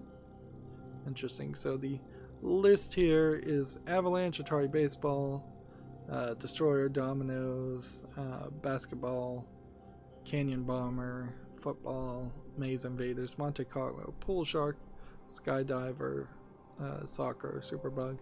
This is pretty much the names of all the games, how everything on Atari was named, just simplistic descriptions of what they were with nothing special about them. Yeah, I don't think I'd ever buy this.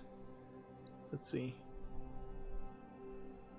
$5 for those games, you're getting severely ripped off at that point.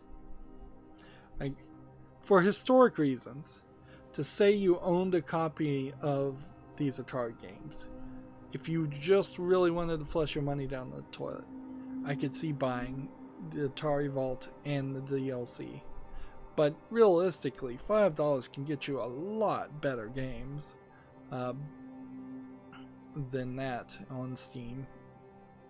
Like, you would be better off just buying 5.99 games at random on Steam. TechRaptor has an article here. Good Old Game re-releases John Woo's Stranglehold on PC, which I don't know what John Woo's Stranglehold is, but it sounds somewhat familiar. Looks like it's a action game. Oh yeah, isn't John Woo the guy with the doves and the slow motions? Action? Yeah, he's the guy with the doves. I don't think there's been a John Woo movie in a long time. Only via Good Old Games. If it came to Steam, that might have some relevance, since it's based on a relatively well-known director. Let's see. Gematsu has an article here. The Stanley Parable Ultra Deluxe delayed to 2020. And it says probably before some time, but so it depends on the specifics of how development goes. I didn't know this game was even in development. I don't know what it really is supposed to even be. Is it just more of the Stanley Parable, or is it a full-on remake of the Stanley Parable? I guess it has to be more, because there was like never really a fireplace. So yeah, probably is just more a sequel to the Stanley Parable. And I don't know if there really is much more to say. Honestly. I really don't know how you could change the Stanley Parable too much or expand on the story, because it really was more of a almost like a Disney ride type of experience. So like once you've ridden that ride, you've had the experience. You're unlikely to want to go through it, go through more of it for a while at least. But it has been probably close to 10 years since the Stanley Parable came out.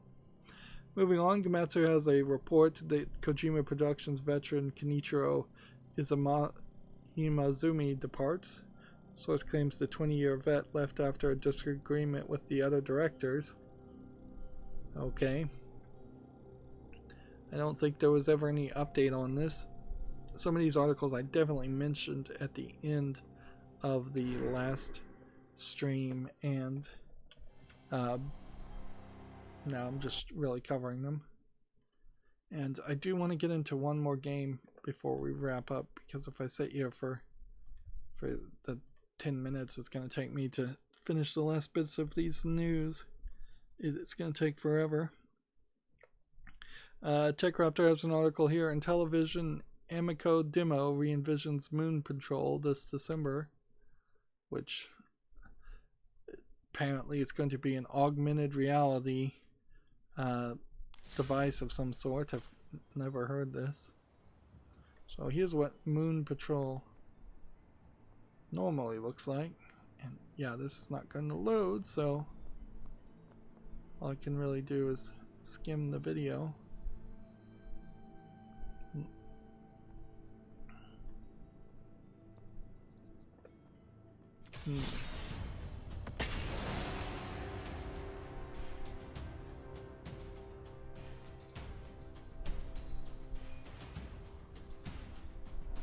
Well, one thing that we can say is these two iPod looking things are actually the controllers for the Amico Demo, supposed to be something like the original Intellivision controllers, which were awful. I don't think that that's going to be super successful. Just to put it short and sweet, there's just too many game consoles before the NES were too bad that you're just never going to convince a crucial amount of people to actually want to have nostalgia for those old consoles. They're just so awful.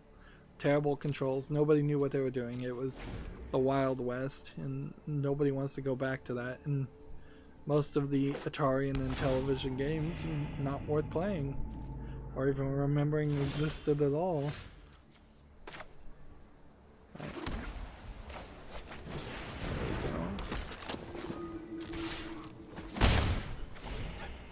Next, we have a game on Steam called Quantum Leaper, all one word.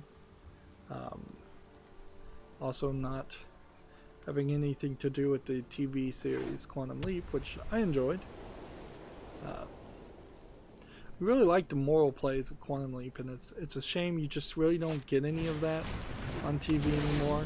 The best you get are a bunch of cop shows that aren't really moral plays, because they 100% of the time put the cops in the absolute perfect light, and they always, even if the cops are doing something that the show knows is bad, they still just glad hand it away and say it's still excusable. There's really no moral struggles in TV anymore. There's just pretense of moral struggles. And there's just no good writing in general. So this game, Quantum Leaper, though, yeah, it doesn't look polished enough. We've seen a couple other games where you jump and teleport your body. This is $8.99 English and Portuguese Brazil. I don't think I need to put that on the follow list. Maybe I'm turning the other direction.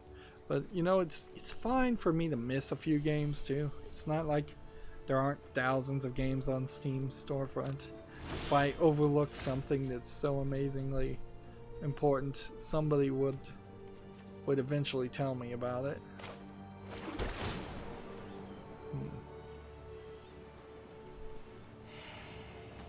So, can I play this yet? No.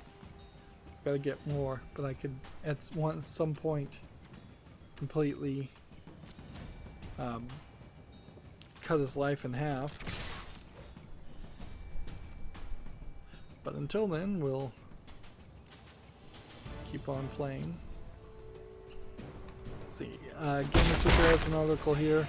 Get a job, Weaver is hiring an environmental artist. That's in Venice, California. If you're interested in that. Probably could save myself some time if I just stopped mentioning the job listings. Let's see. The creator of Plague Inc. doesn't tweet too much, so I follow him. And he has an exciting new update for Plague Inc. coming very soon. It looks to me like it might be a mobile cell phone version of the game. But yeah, I don't know what else it could be. Like, just adding more content would be fine, but Plague Inc. also has plenty of content already in it. More content than I think I've even really played. I'm pretty sure there's been an update or two that I've just not chosen to play. Yeah.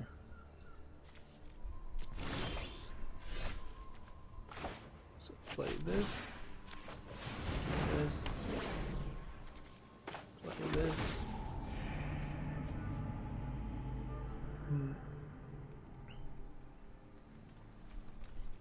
I guess I finally figured out that these cards you can take your pick, whereas the adventure cards you can do both.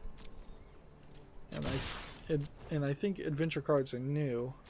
It probably was something that was equivalent to that before, but they've just animated it and drawn it differently.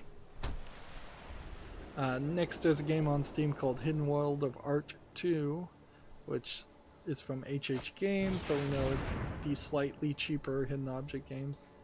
Although this is like actual art, so art pieces like this are going to be so busy, it's going to be really, really hard to find the differences. Like, here's something that's different, but or find the thing. $2.39, not anywhere as bad as the $12 that the Big Fish Games often is asking for.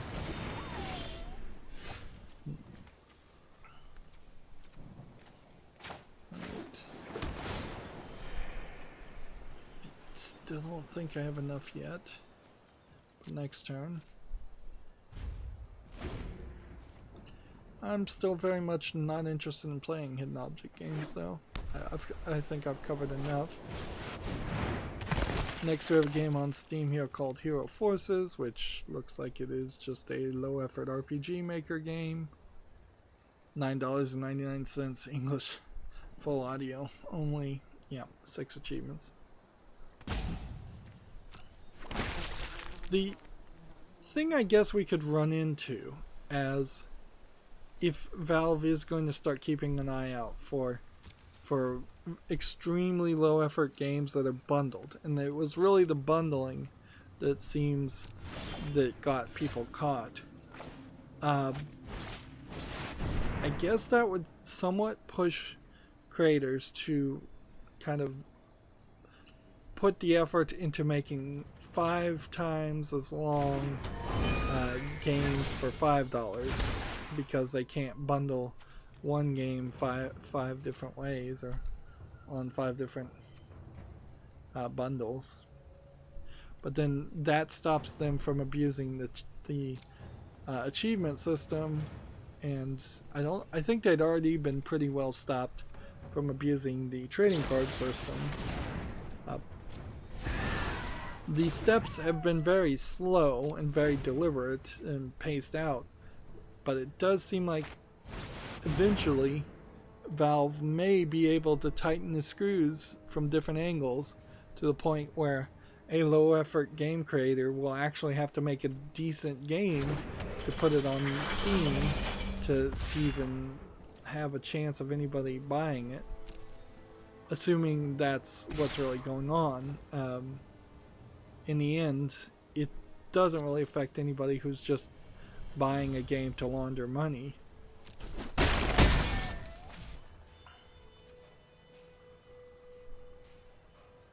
Like, there's no way to really get around that one. Not as far as I've found. Right.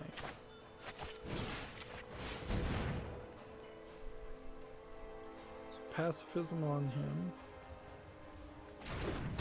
Getting this.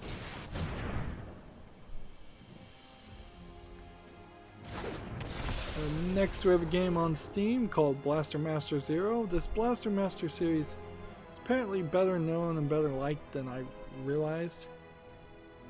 Either that or they're just putting out several Blaster Master games in short succession.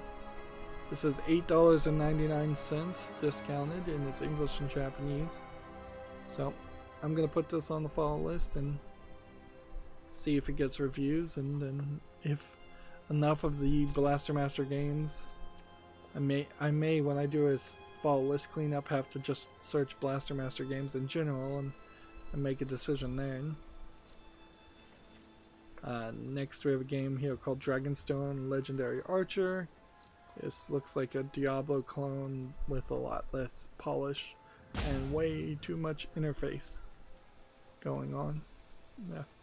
And to make a Diablo clone where you only have one archer class, I think you have to do something very different then. I don't think you make a top-down game like that if you're going to have only one class. I think you go first-person or third-person archery then, and you give a story-based game much closer to like Dishonored would be, or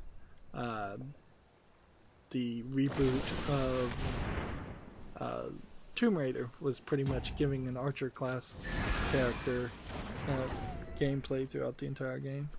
Although you also gave her a gun, which honestly, if you are going to make a game with an archer, you need to give them something that's a little bit faster than a bow and arrow.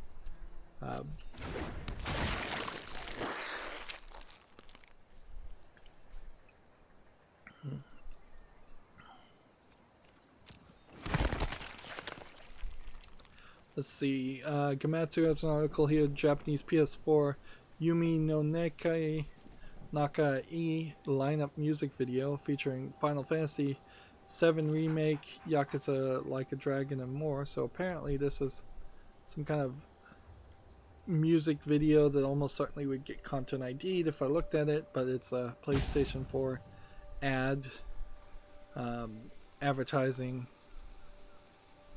all these games here: Final Fantasy VII, FIFA 20, Persona S Royale, Persona 5 Royale, One Piece, Pirates, Warriors, Death Stranding, Call of Duty, Neo, Yakuza Like a Dragon, Project Sakura Wars, and Dragon Ball Z Kakarot.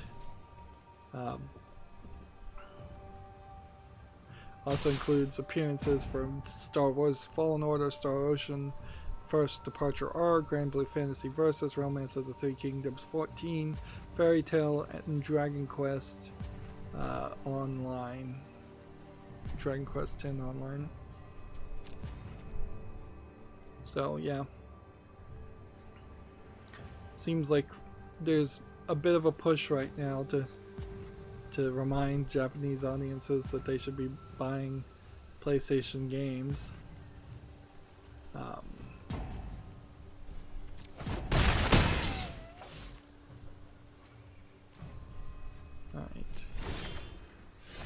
Well, I've got nothing, so play this. And then play this. Yeah, and I wouldn't have had enough mana to play the other one anyways, but whatever. I would need some way to do 8 more damage, and that's just not going to happen. Next, there's a game on Steam here called Total Seclusion. It's just an asset flip clone of Raft. It's a real shame the original Raft game is not finished, because some of these asset flip clones are now looking way better than that game, even though when you actually got into the experience and the nitty-gritty of it, I imagine you'll find it's particularly boring. And I'm not sure anybody really wants to play Raft, or ever did. This game is free, English and Russian. It's a Russian low-effort clone. I wouldn't be surprised if Raft was a 100% streamer game, and maybe we are finally getting to a point where streamers are not able to make games succeed just by their own popularity alone.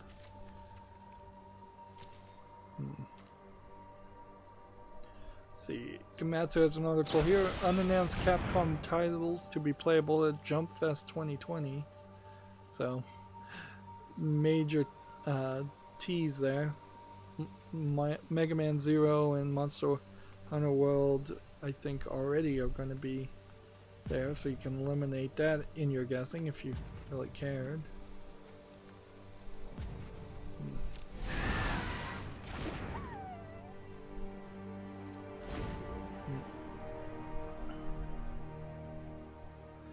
TechRaptor has an article here. The Project Cars developer Slightly Mad Studios has been acquired by Codemasters.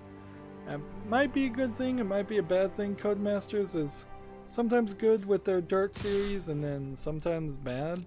So if they have had more people working on the Dirt series, so when a new Dirt game came out, it was guaranteed to be good, that would be nice. Target artifact or enchantment. I've got nothing. I've got absolutely nothing. Just pass.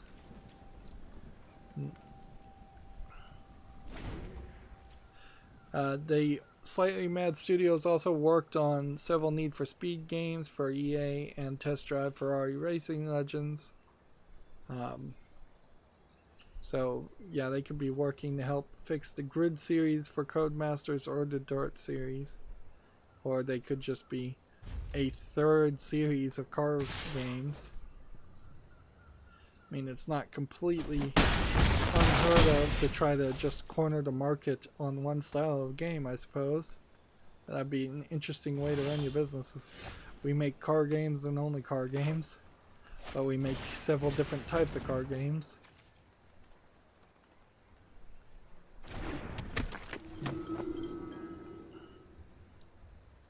Let's see.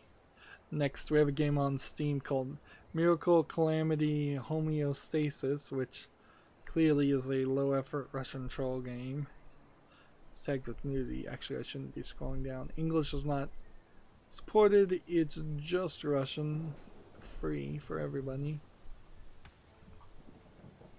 Yep.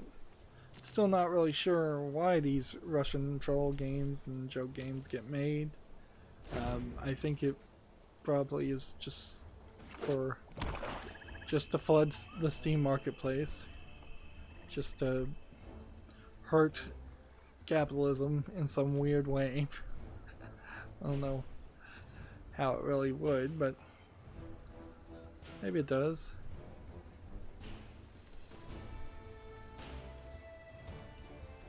TechRaptor has an article here. Dragon Ball FighterZ is adding Broly from Dragon Ball Super.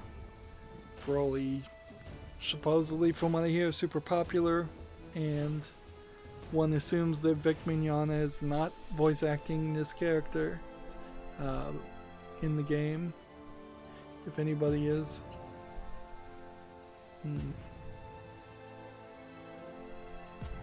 Yep. That's kind of the problem of having a dispute and firing the voice actor who is voicing a super popular character that you are very close to having to release an update for in your game.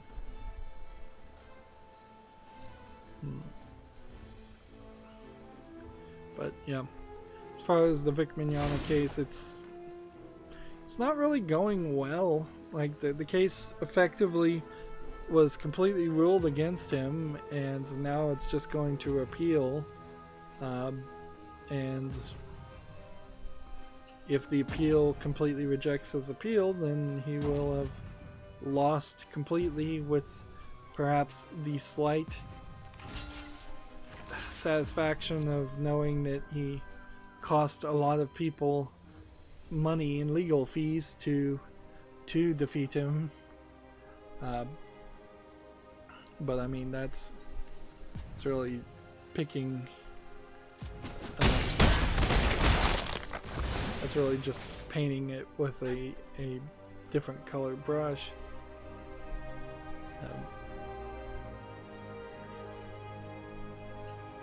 I would like to see either a solid victory if Vic Mignogna is going to win, or no victory at all, and then just realize that, well, that's the way it works, and you really can't sue people for slandering you on Twitter in thousands and thousands of tweets.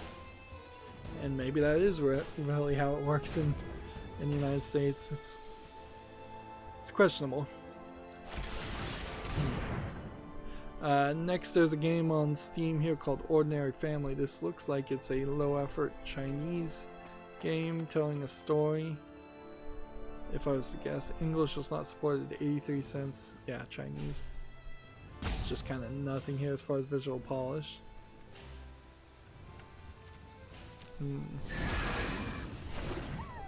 Now, Australia, I can't get the page to load up, but Australia has some classifications for Persona 5 Royale coming to Australia, which is interesting to say the least, because anime is not getting looked on very well as far as the Australian government is concerned.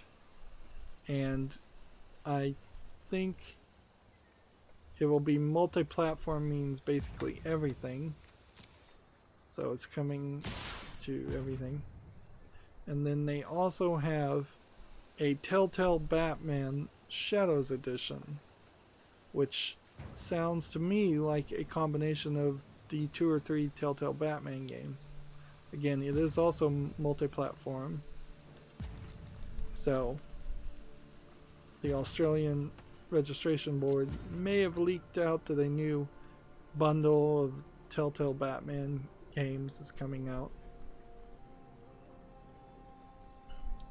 Which, okay, that sounds interesting. Next, we have a game on Steam here called Dandy Dungeon Legend of Brave Yamada, which I don't know if this is a joke game or what. Let's see, Yamada, I think, was the name of Mario originally, but then this does look like it's an RPG made for mobile games. They want $18.99, and it's English and Japanese.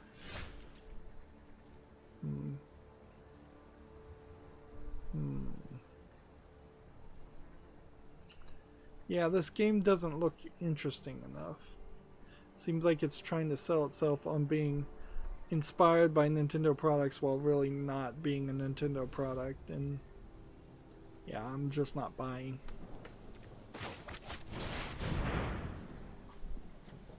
This guy should just take the victory and go. And this will be our last game.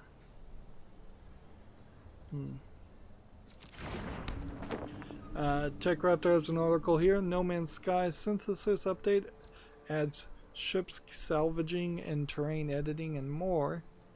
Which, yeah, okay. It's nice that No Man's Sky is getting more content to the point where it might actually be a game that's worth playing now, but it's so old now that it's lost any relevancy. Like, I couldn't even really play No Man's Sky and just talk about how awful it was originally. I just not worth anybody's time to do that. Everybody kind of knows what No Man's Sky is, or they don't know what No Man's Sky is, and it doesn't matter.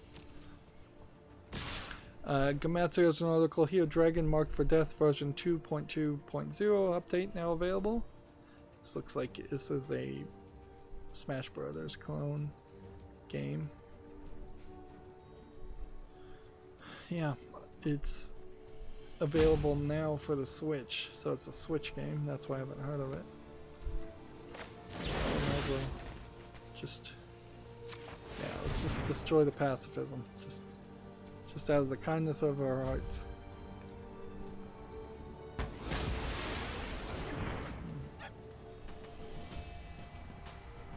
And so that is that. There's no more news. I can look at the Humble Bundle, and I believe there is a Humble Bundle. And I can try and look at the most recent tweets. But yeah, the internet is just not working right now, and I'm hoping and assuming that has a lot to do with what's going on, just because it's Black Friday and doesn't have anything to do with my internet or anything else that would be a bigger problem that would last longer.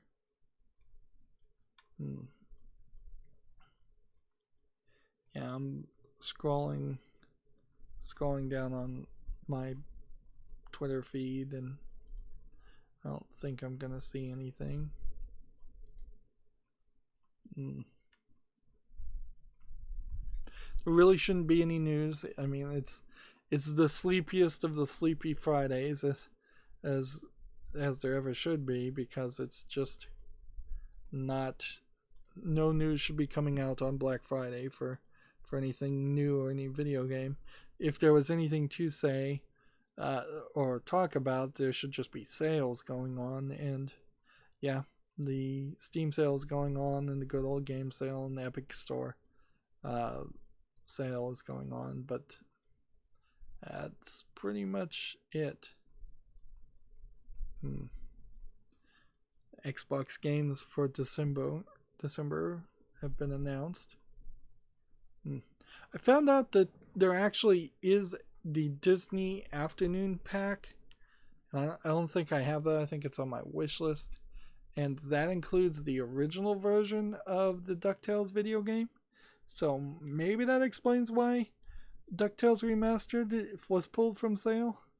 But that really would be a dumb reason to pull it from sale instead of bundle it and raise the price or something else. And I don't know why you would think you'd convince people to buy the Disney Afternoon Pack, which is a collection of 4 NES games based on Disney cartoons. There's a monthly bundle that gives you some games and some other things, but it's mostly other things. It's mostly programming things. And if the Humble monthly bundle is going to start giving programming stuff, that's going to be a problem. There's a Sonic the Hedgehog 2019 bundle, which I think at this point I probably have most of the Sonic games. So if I'm missing anything, it's going to be like Sonic Mania with DLC, or Sonic Forces, some of the really high up games. But they're only asking $10 most, but then I'd still be paying for duplicates. There's a 2D animation bundle, there's a painter bundle, cybersecurity book bundle. The Montagari books are still happening. The other books. Yeah, it's like 5 book bundles going on right now. Yeah, and yeah, I hit the end of my Twitter feed, and there's no news. So that's going to be it for the stream. Have a happy Black Friday, Cyber Monday, post-Thanksgiving experience. Try not to break your budget. Don't think there's really anything else to do. I'll try to play the rest of the day and get victories. Maybe I'll succeed, maybe I won't.